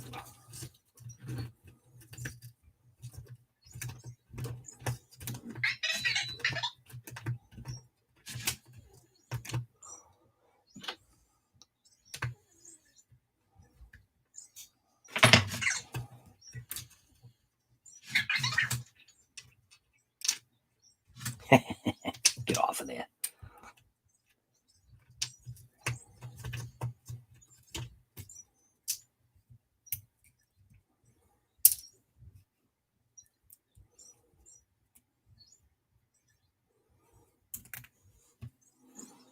So COVID and coffee is over now? How do you figure COVID and coffee's over now? COVID and coffee will never be over, guy. COVID and coffee is here to stay. What are you talking about? It's over. Always giving me a hard time over here. What's wrong with you?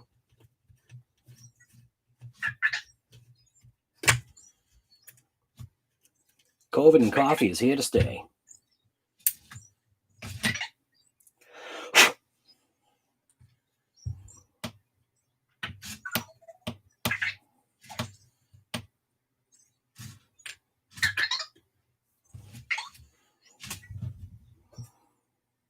You're not a disciple. Your stream locked up.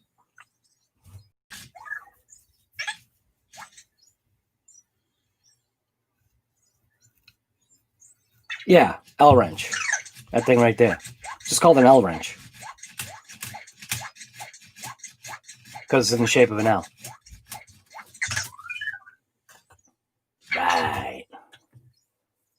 All right. So, now I know I need to block this, but I also want to be able to slide on that nice looking motor cover or motor heatsink.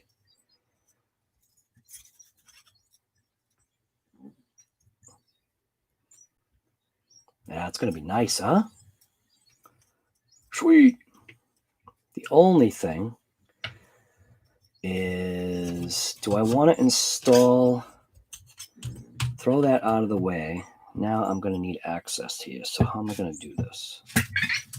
So I'm going to take that set screw and just toss it in there for now, just so I don't lose it, because that'll be the next thing.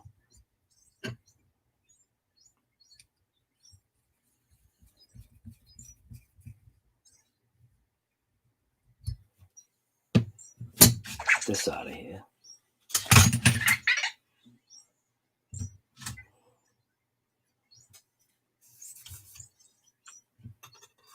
Look at that, huh? Oh, this thing's looking mint. Couple upgrades here and there. This is going to be a nice looker. Hopefully a nice little performer, too.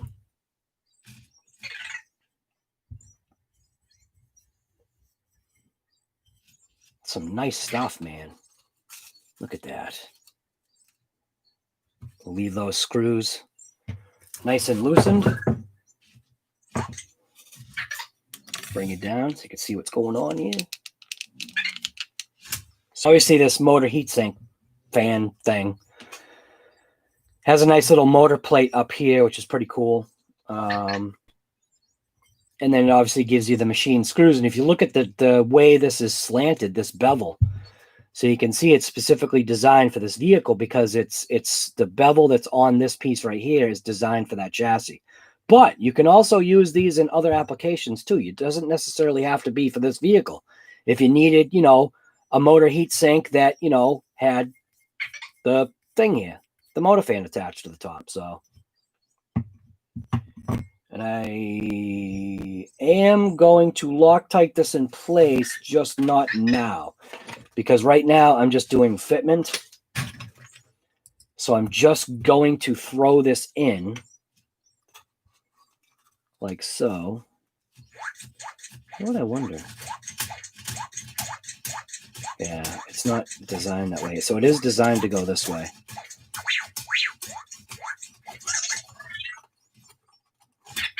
Vector's pretty active today.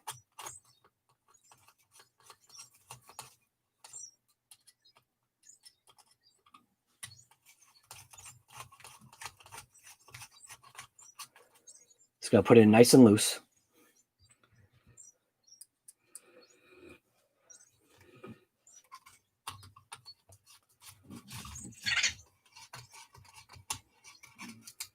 Nice and loose, so it still has slidability.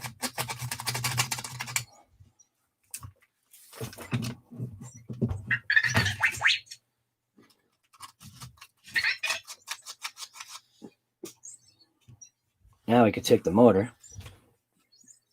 and hopefully slide this motor into position. Now those motor wires are going to have to go. It's going to have to be rotated this way. So there is a zip tie or zippy tie that's on there that I do need to release.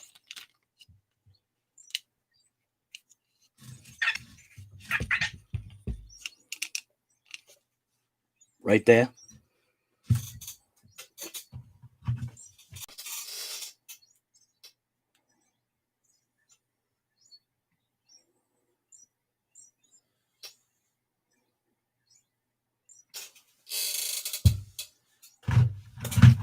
And I need my cutters for that.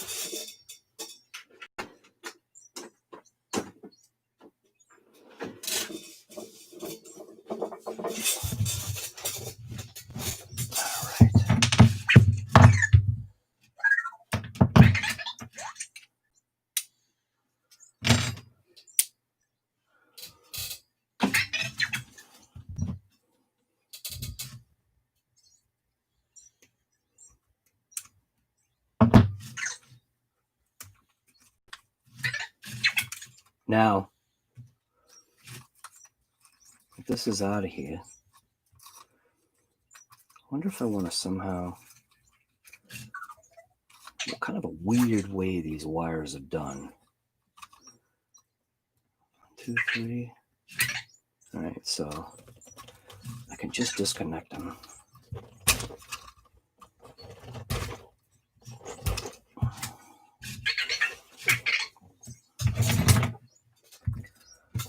Oh wait, it's not messing with me.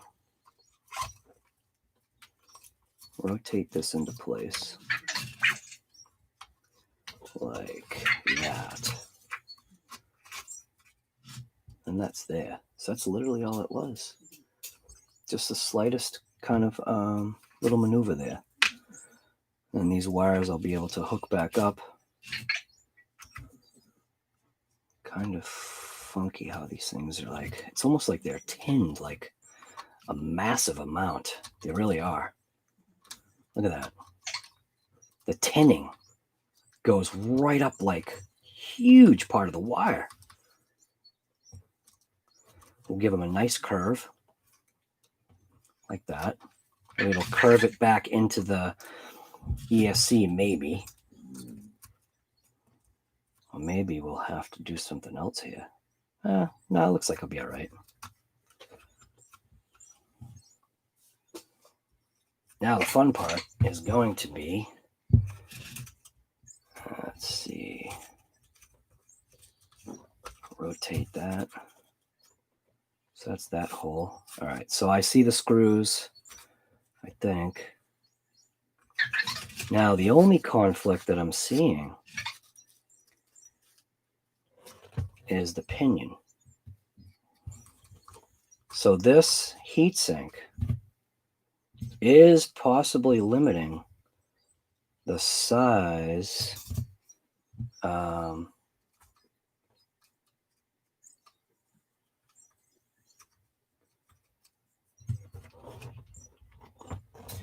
it is actually, it's almost limiting the size pinion that I can put on here. So still gonna go with it though. Let's see if the size pinion, I'll just have to clock the motor in a different spot, that's all, if that's the case. No, for that pinion it's mint. All right, so I see the screws that are needed for that particular one. That one there, and the one on the bottom. I'm gonna pull this gear back off. And this is where a ball end, like I was saying, this is where the ball end piece comes in handy. I do actually have regular like ball drivers. I just can't find the right size. See how it's a ball driver? Come on. Focus. There we go. See how it's got a ball end? It'll just help putting it in.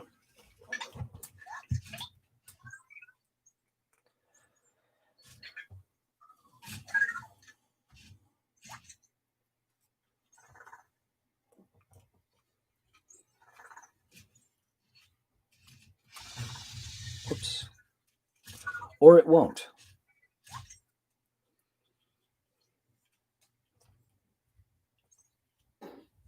Come on. Get over there.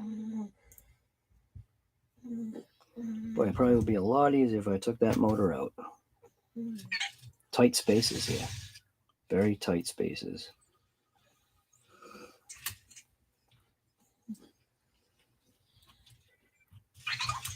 Come on, get in there.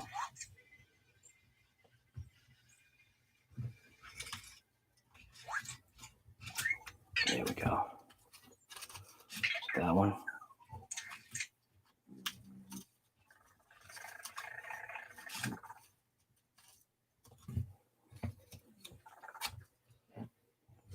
Get the last one. That one's going to be a pain, because that one's way in there.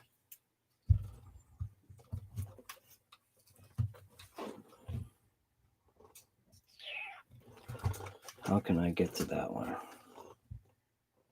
Like that, maybe? So make sure we're not contacting the drive shaft here. Nope, we're good. So this one's going to be tough. This one's like way down there.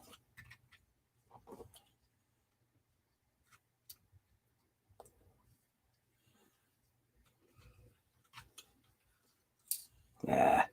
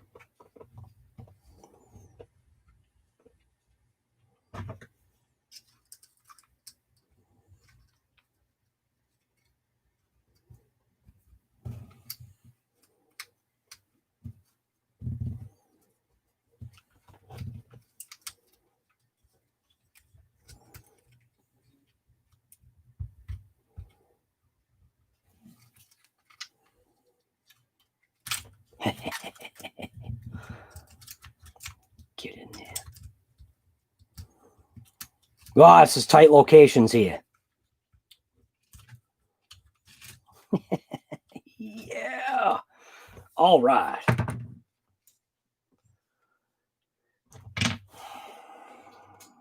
I really don't want to take that off. It's literally right there.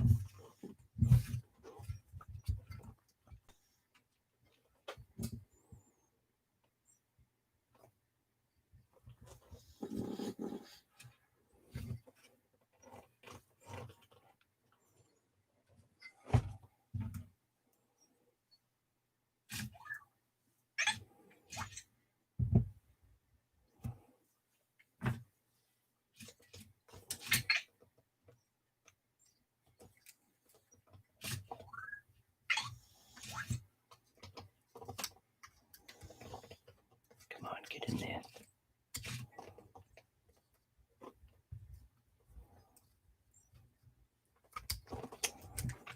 I think I'm going to have to take it off.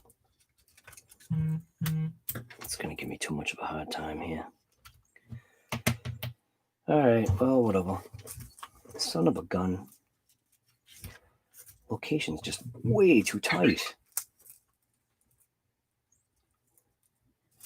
And I think that's, yeah, that's the whole bracket.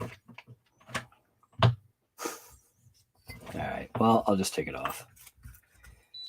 I think it's going to just be those 4 screws right there. 5 screws, sorry. So 5 screws will gain me some access.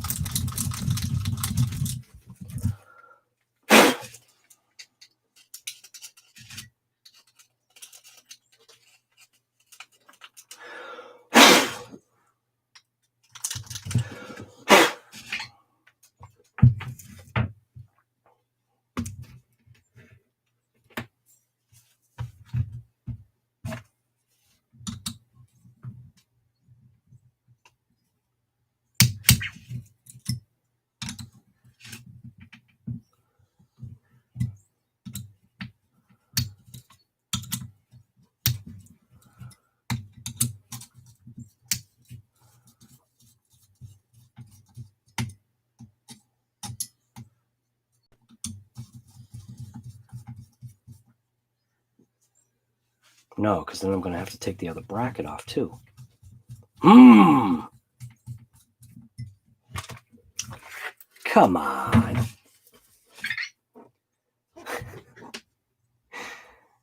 There's no room. I can't get my hands in there.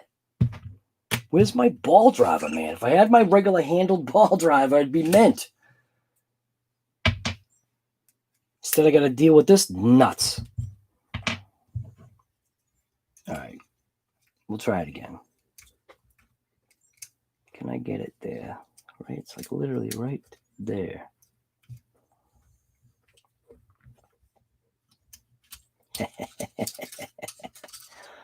Yeah.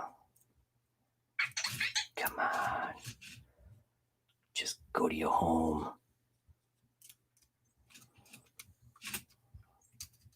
That's the one thing about these small scale RCs, man.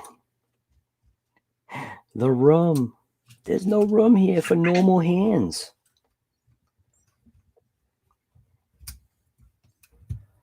Oh my God.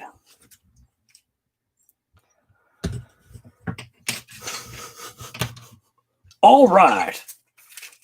Why am I struggling? Why am I struggling?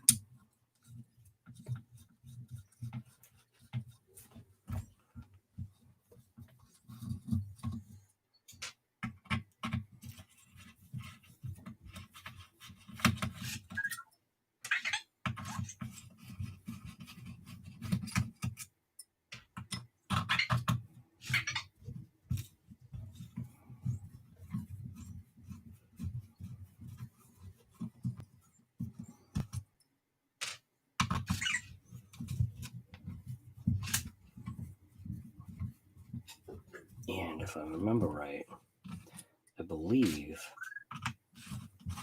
that the, let's see, am I right?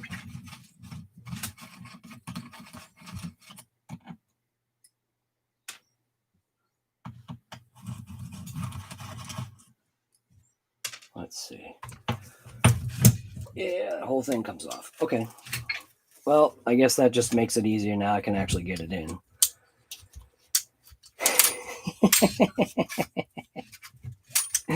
You know what? While I'm here, though, it's actually something I want to do, and that's kind of foolish that they put the ESC on top of there so that you can't get to.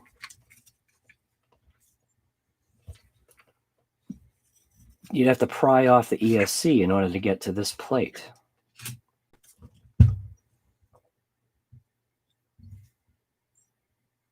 I think I've actually got this upgrade too. I think I do. All right, let's see what's going on here.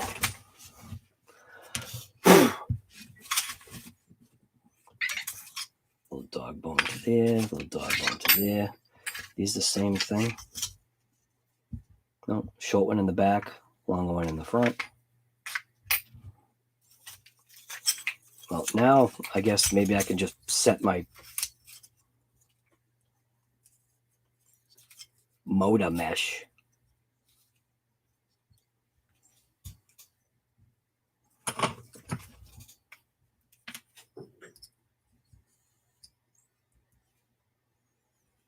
Maybe I'm using the right one. Oh.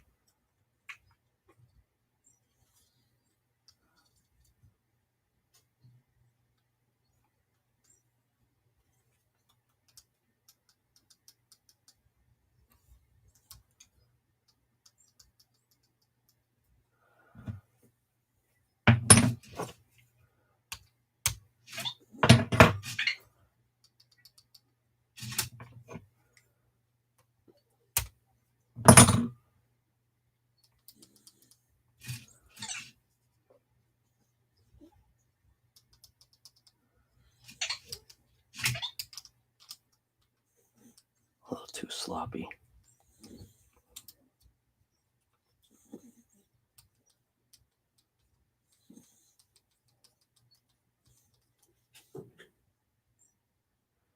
Too tight.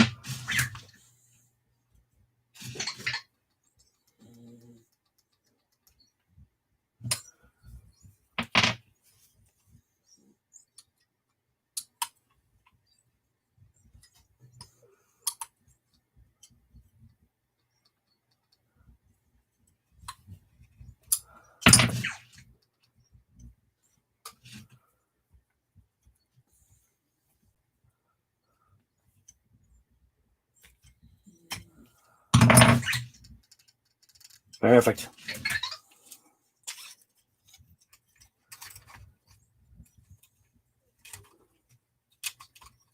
Boy, a lot of dirt in there. Get the dirt out of here.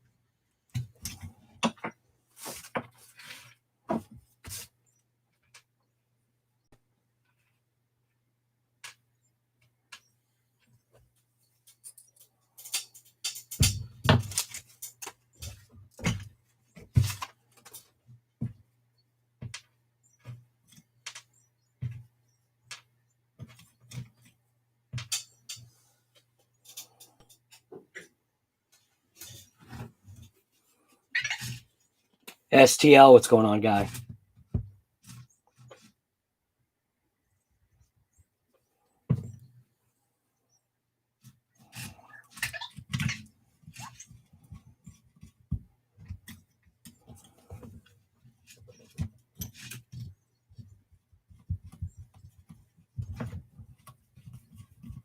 Come on. Locate.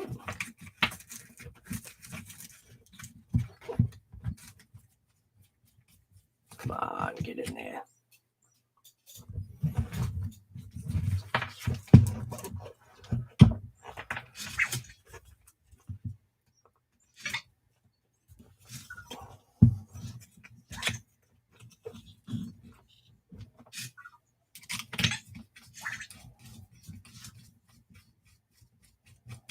You don't want to locate, huh?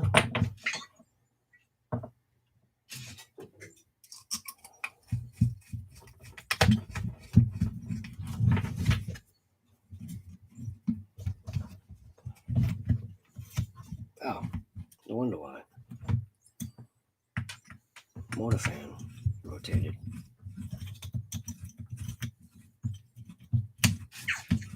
No wonder why.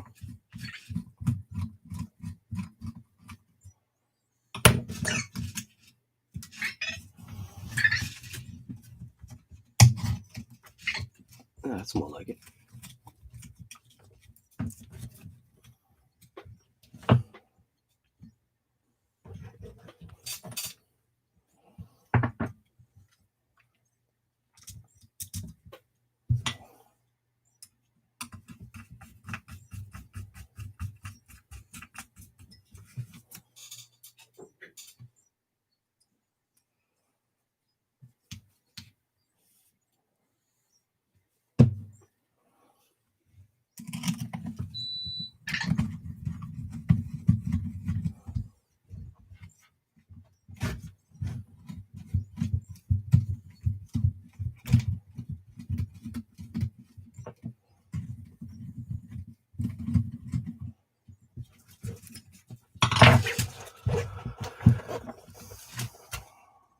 It looks like something is stuck.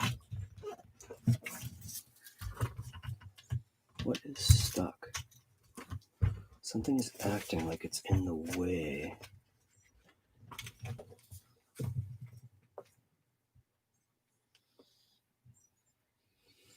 Oh. Foolishness.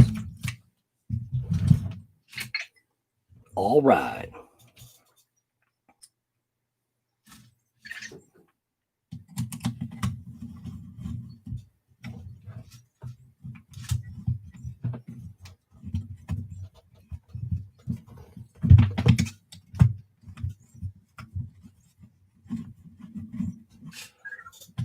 Still something is acting like it's in the way.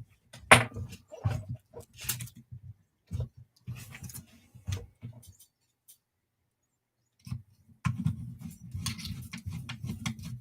we go.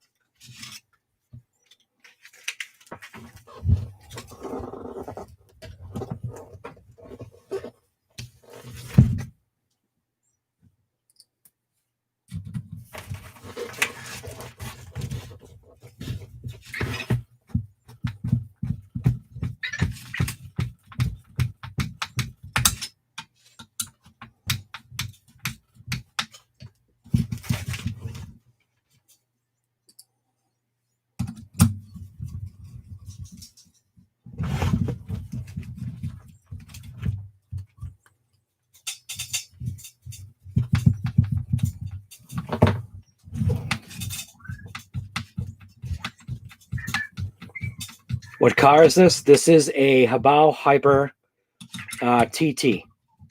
We're just doing a couple of upgrades on it because we broke a pin support. So we put a CNC replacement part in place of the original broken piece, which was this. So that piece went there. And then we also had the upgraded chassis brace as well. So we threw that in. That thing looks like it's ready to rip now. I think we're done. Oh, how about motor cover? That might help. Finish installing the motor cover. Don't forget.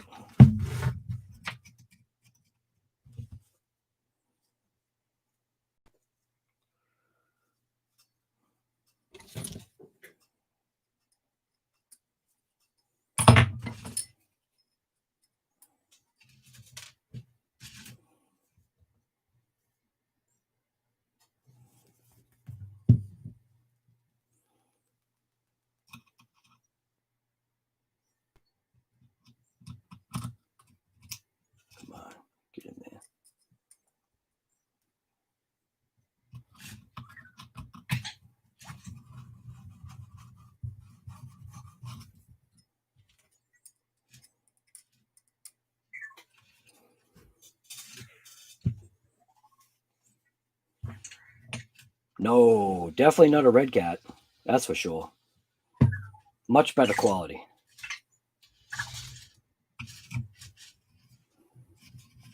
No, no, no, no. This is definitely not Redcat. That's for sure.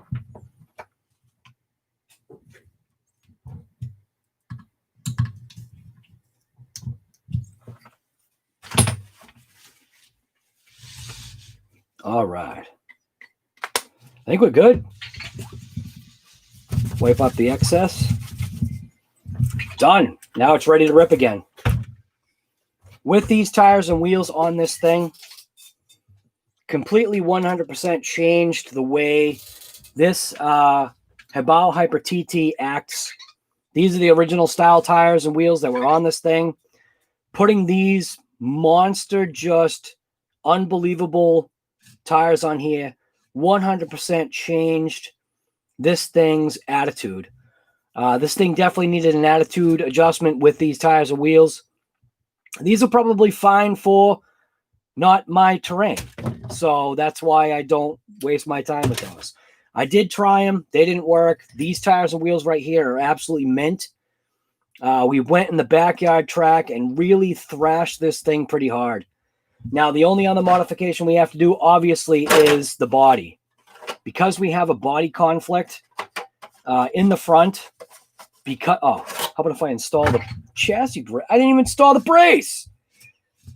Nice. Not the brace, the body mount in the front. Can't install the body without the body mount. Nice. What wheels are they? That is a good question. So these are a 12 millimeter hex. I'll have to look. I bought these a long time ago. I just didn't install them because I wasn't ready to install them. So I'll have to actually check. What I'll do is at the end of this, I'll put a link in the description. What these tires and wheels are. That way, if somebody is looking to upgrade, I'll throw all the upgrades that I did actually on this vehicle in that description. That way, if somebody's got this vehicle, they can check it. The other thing that I may do is I may also do that thing where I'll pop the tire and wheel off. I'll give you what the back spacing is. I'll give you where the tire tread meets, you know what I mean? Because sometimes there's that kind of conflict. I'll give width. I'll give height. I'll give the whole, like, you know, spec thing. So we do still have a couple of upgrades for this thing. We do have a rear chassis brace. But I'm not seeing the need right now. Nothing's broken. So, so I'm going to forego putting this brace on for now. We do have actually upgraded rear hubs also for this, which Probably when I do the chassis brace, I'll also do the hubs at the same time. Other than that, and clearancing the body for these wheels now. Hey, look at that. Now there's pins. So obviously on an extreme turn, what it does is it absolutely shreds the body. Couple of different things to do. First thing I'm going to try is I've got a heat gun, and I'm going to try to apply some heat and basically fold in the sides of the body as I apply heat.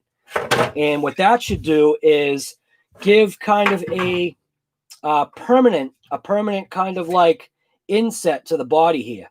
Obviously, you can see we've got a little bit of a crack here. I'm really not too worried about that. I can go ahead and put a little glue or some tape or something on there. But what I want to do right now is I want to have this body flex in. So what I potentially can do is see if this trick will work.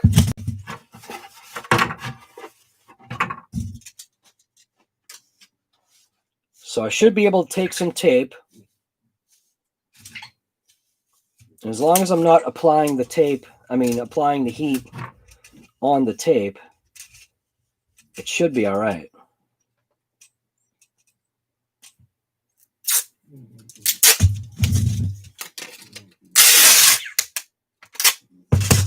So what I could do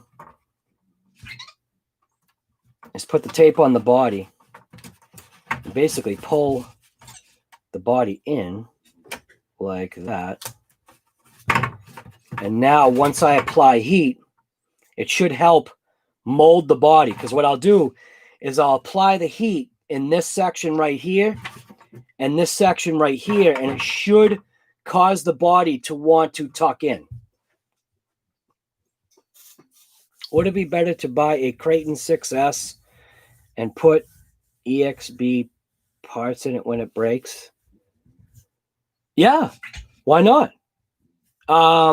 The only thing, though, is that with the EXB, and granted, this is only a personal opinion, but I think that's what already people are planning on doing, is they're planning on upgrading their Creightons for when with EXB parts, and that's also ARRMA's whole point. But you're also not getting the chassis. The chassis is that 7075, I think, aluminum. I think it's a 7075, right? I could be wrong. I think it's the 7075, which is a little bit more resilient.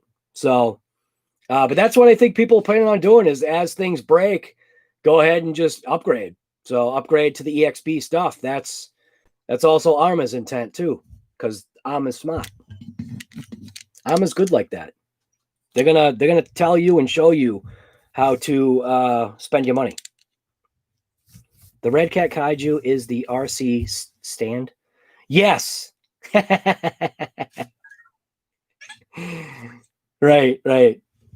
Yeah, the Kaiju RC stand. These tires are awesome. I try to put these on whatever I can put on. Like if you've got a Traxxas Max, and granted it's not a belted tire, but I don't particularly care for belted tires anyway. Traxxas Max, ripping stock Kaijus, obviously the wide kit, totally changes the truck. Really, really helps it when you run a Traxxas Max with the wide kit and these tires right here. These things are awesome. And they're only like $30 for a set of 2 or something like that. And I like them.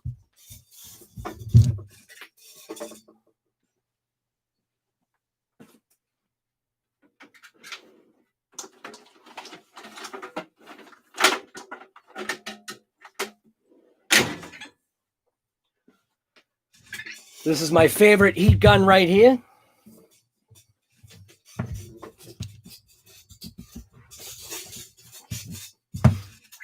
This is the Justin O'Neill Harbor Freight heat gun. Or should I say J.O. The J.O. heat gun. Gonna have to change that now. See what you did, guy, by changing your name? So I'm going to dial this down a little bit.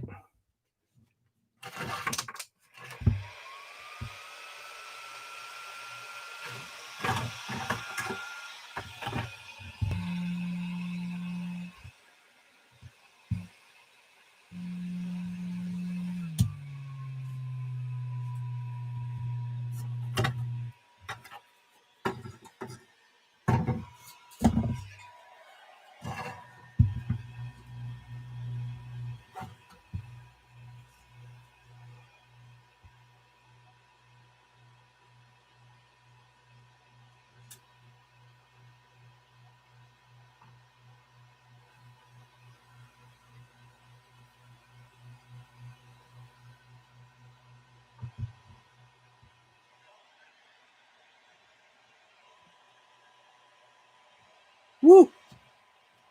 Boy, the heat gun gets hot. Do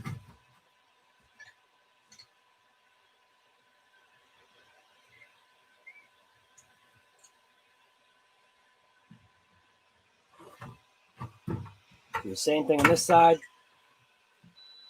Heat that up, bend it in. I'm actually now going to take the tape and I'm going to retape it so I apply even more pressure. Where I want it, because I actually want it right here.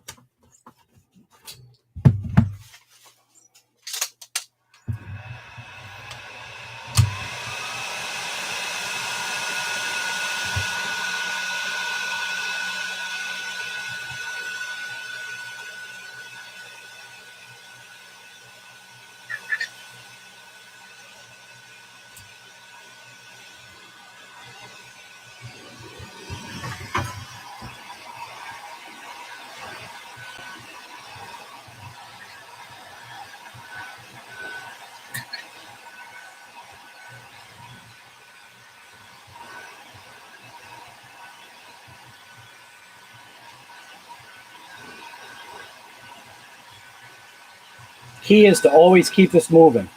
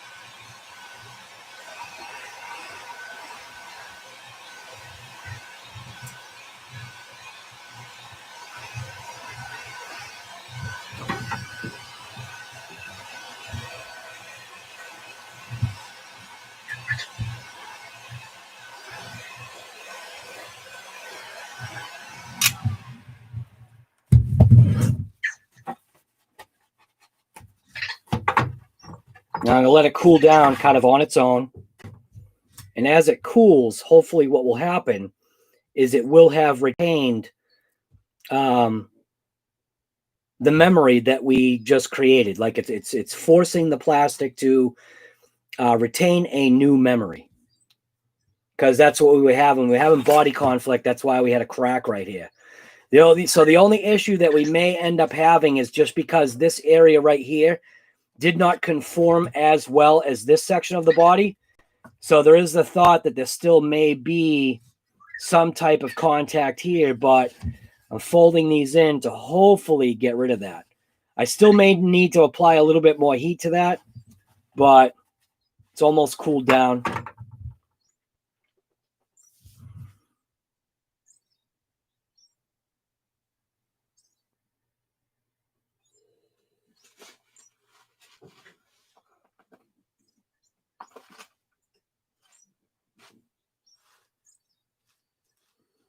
If you run it under cold water after heating it up, would it hold? Should.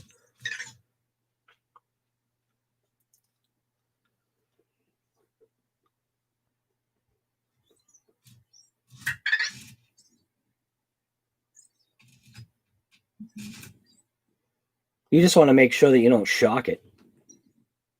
I'm not sure, like, what, I mean, you'd probably have to superheat it to cause issues by shocking it with cold water, but it doesn't take long just to let it kind of sit there. So let's see if it even worked. So here we go. Did I lie to you? Let's find out. We're going to find out right now. RC Guy Garage, did I lie?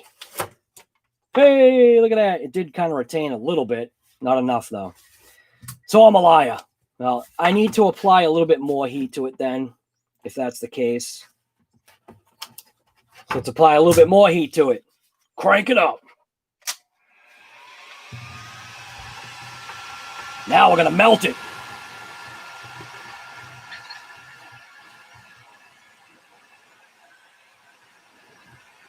Woo! Now that's a different kind of heat.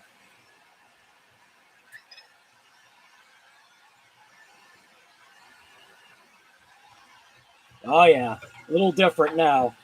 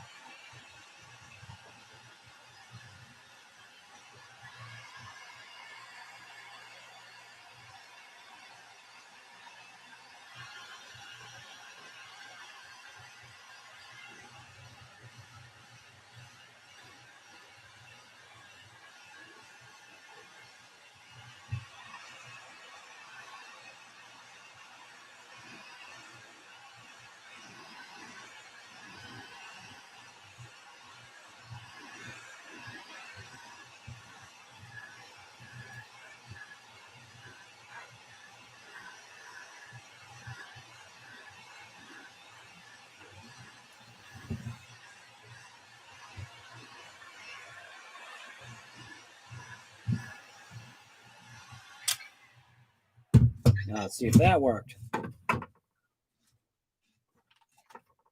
Woo. Nice and hot.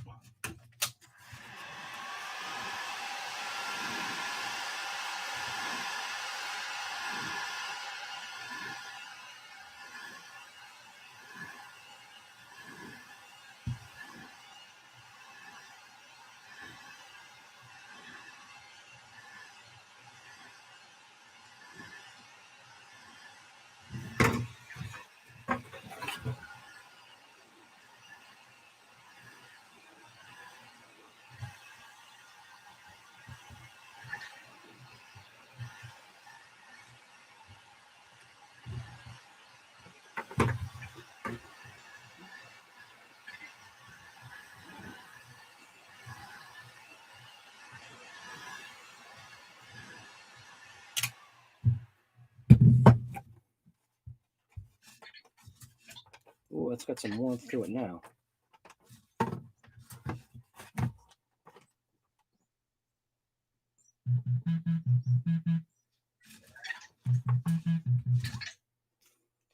Hello? Hey, baby.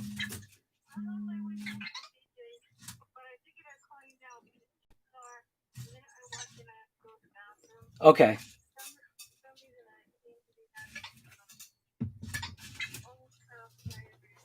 All right. Well, it's probably stress.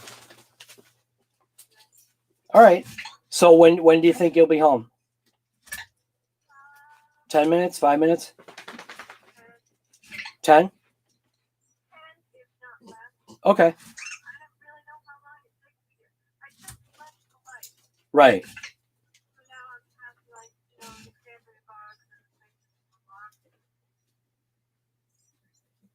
Cranberry bogs.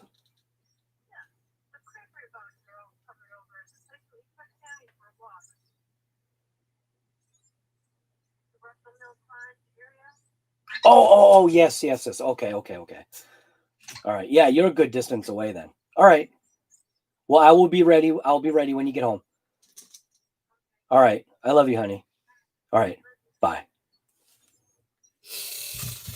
All right. All right. So that's pretty much where I guess we're going to end the live stream right here.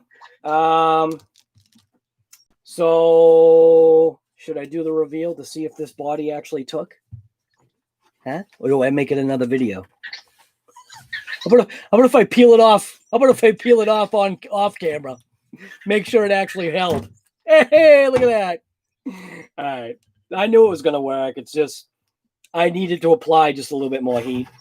So what was happening was, obviously with this vehicle, because of having the tires on there, the body was flared out too much. And you can always use heat to reform the plastic. And what it will do is now it has a memory that's more inboard now, which is what I need. Because what I wanted was, I'll show you, I wanted the body to tuck. Got no room here. So I wanted the body to tuck in on the shell, to tuck in, because the yeah, much better.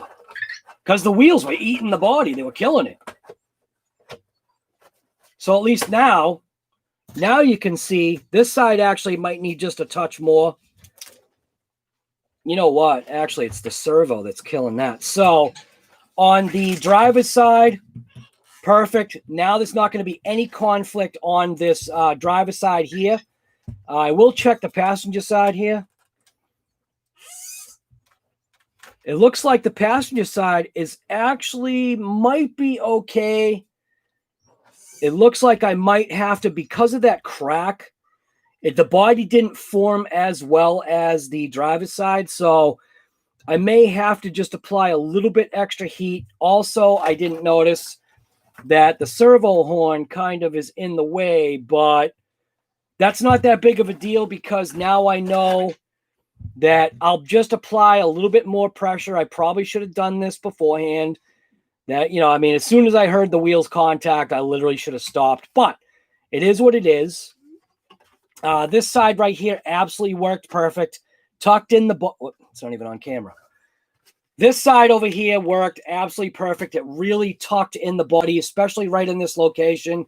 It might need just a little touch more just to kind of make sure that that stays in, like form it a little bit more.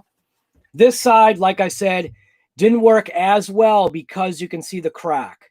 So that might take a little like extra kind of like forming with maybe even like pliers or whatever, or maybe I can take it like that and heat it up and form it in. But yeah, so anyways, thank you guys for coming to COVID and Coffee. I called it the Hobao Hyper TT repairs. We did repair the this TT with some good stuff. So what do we put on it? We put some stuff on it. So CNC top plate, which was this piece right here that you can see actually broke right there. Maybe you can't see. See how it cracked out? Well, whatever. Right there. Focus. Jeez, there you go. Why do you have to like punch the camera in order for it to focus? So that piece, we replaced it with this piece right here, which is part number 11135. You realize I'm reading that backwards, right? It's a CNC top plate for the TT. And then while we were there, we went ahead and replaced it with this. We replaced another part, 11313, which is the CNC aluminum motor. No, that's not it.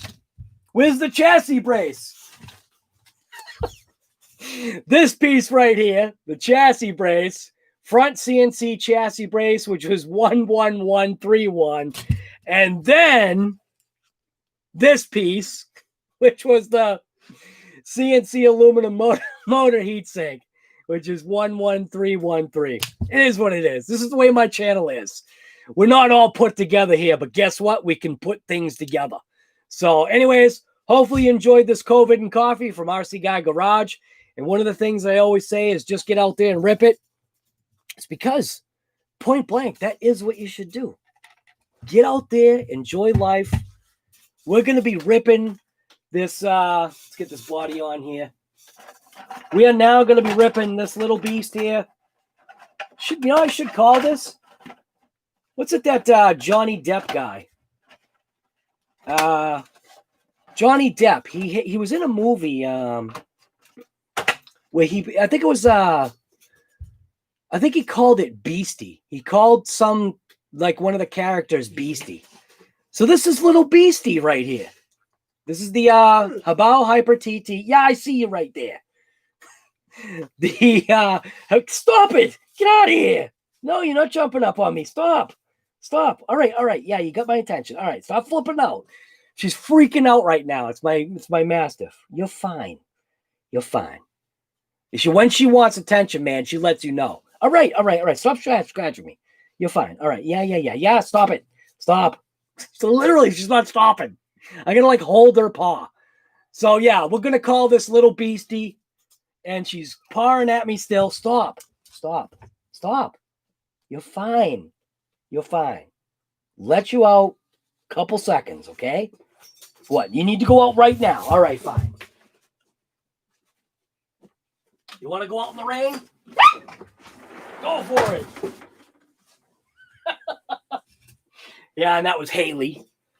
And I'm stepping on the poor pup. Haley was down here too. So whatever. Yeah, just going to jump into the chat real quick. We got Kurtz RC. We've got JORC, Scruffy Page, Earl Moorhead, Mike Jernak, Lauren Cronish. I think I said Scruffy Page, right? Yeah, I did. Who else is here? 24 people. Mitchell's RC is here. What else? Nobody, no one. Thunder RC. And STL Scion. Kurtz RC. Mets even popped in for a second. Right. Don't forget to hit that thumbs up, man. Because you know what that does. If you hit the thumbs up, it lets YouTube know that, hey, let's throw some more ads on this guy's channel. Because that's what I need. I need those ads. I know you guys hate them. But don't. Don't. Because you know what it does? It helps get me some pots. All that advertiser revenue helps get me some parts. It also, putting the thumbs up on there, obviously helps grow the channel. If you do like what you see, subscribe. If you don't, go away. Don't cause no issues. Yeah, I don't know. Just get out there and rip it. Have fun. Put a smile on your face. You know, this hobby is definitely something that it's just fun. It's point blank, just fun. So I'll see you guys later. I got to end this. How do I end this? See, I got to look away. Don't forget. See that thing right there? That's the phaser chat, the phaser rally car challenge. We're going to be putting the rules up. I'm waiting on Jo just to get back with me. He's got to give me a little video of something, and I'm going to put a little video together, and it's basically just going to talk about the rules, and then I'm going to start building my phaser. One of the main things that you need to keep in mind in order to be part of this rally car challenge, it would make it easier if you already had a phaser.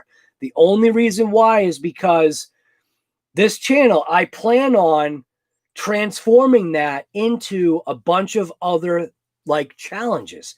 So it'll be nice to have the base that you already got, and that way everybody else, you know what I mean?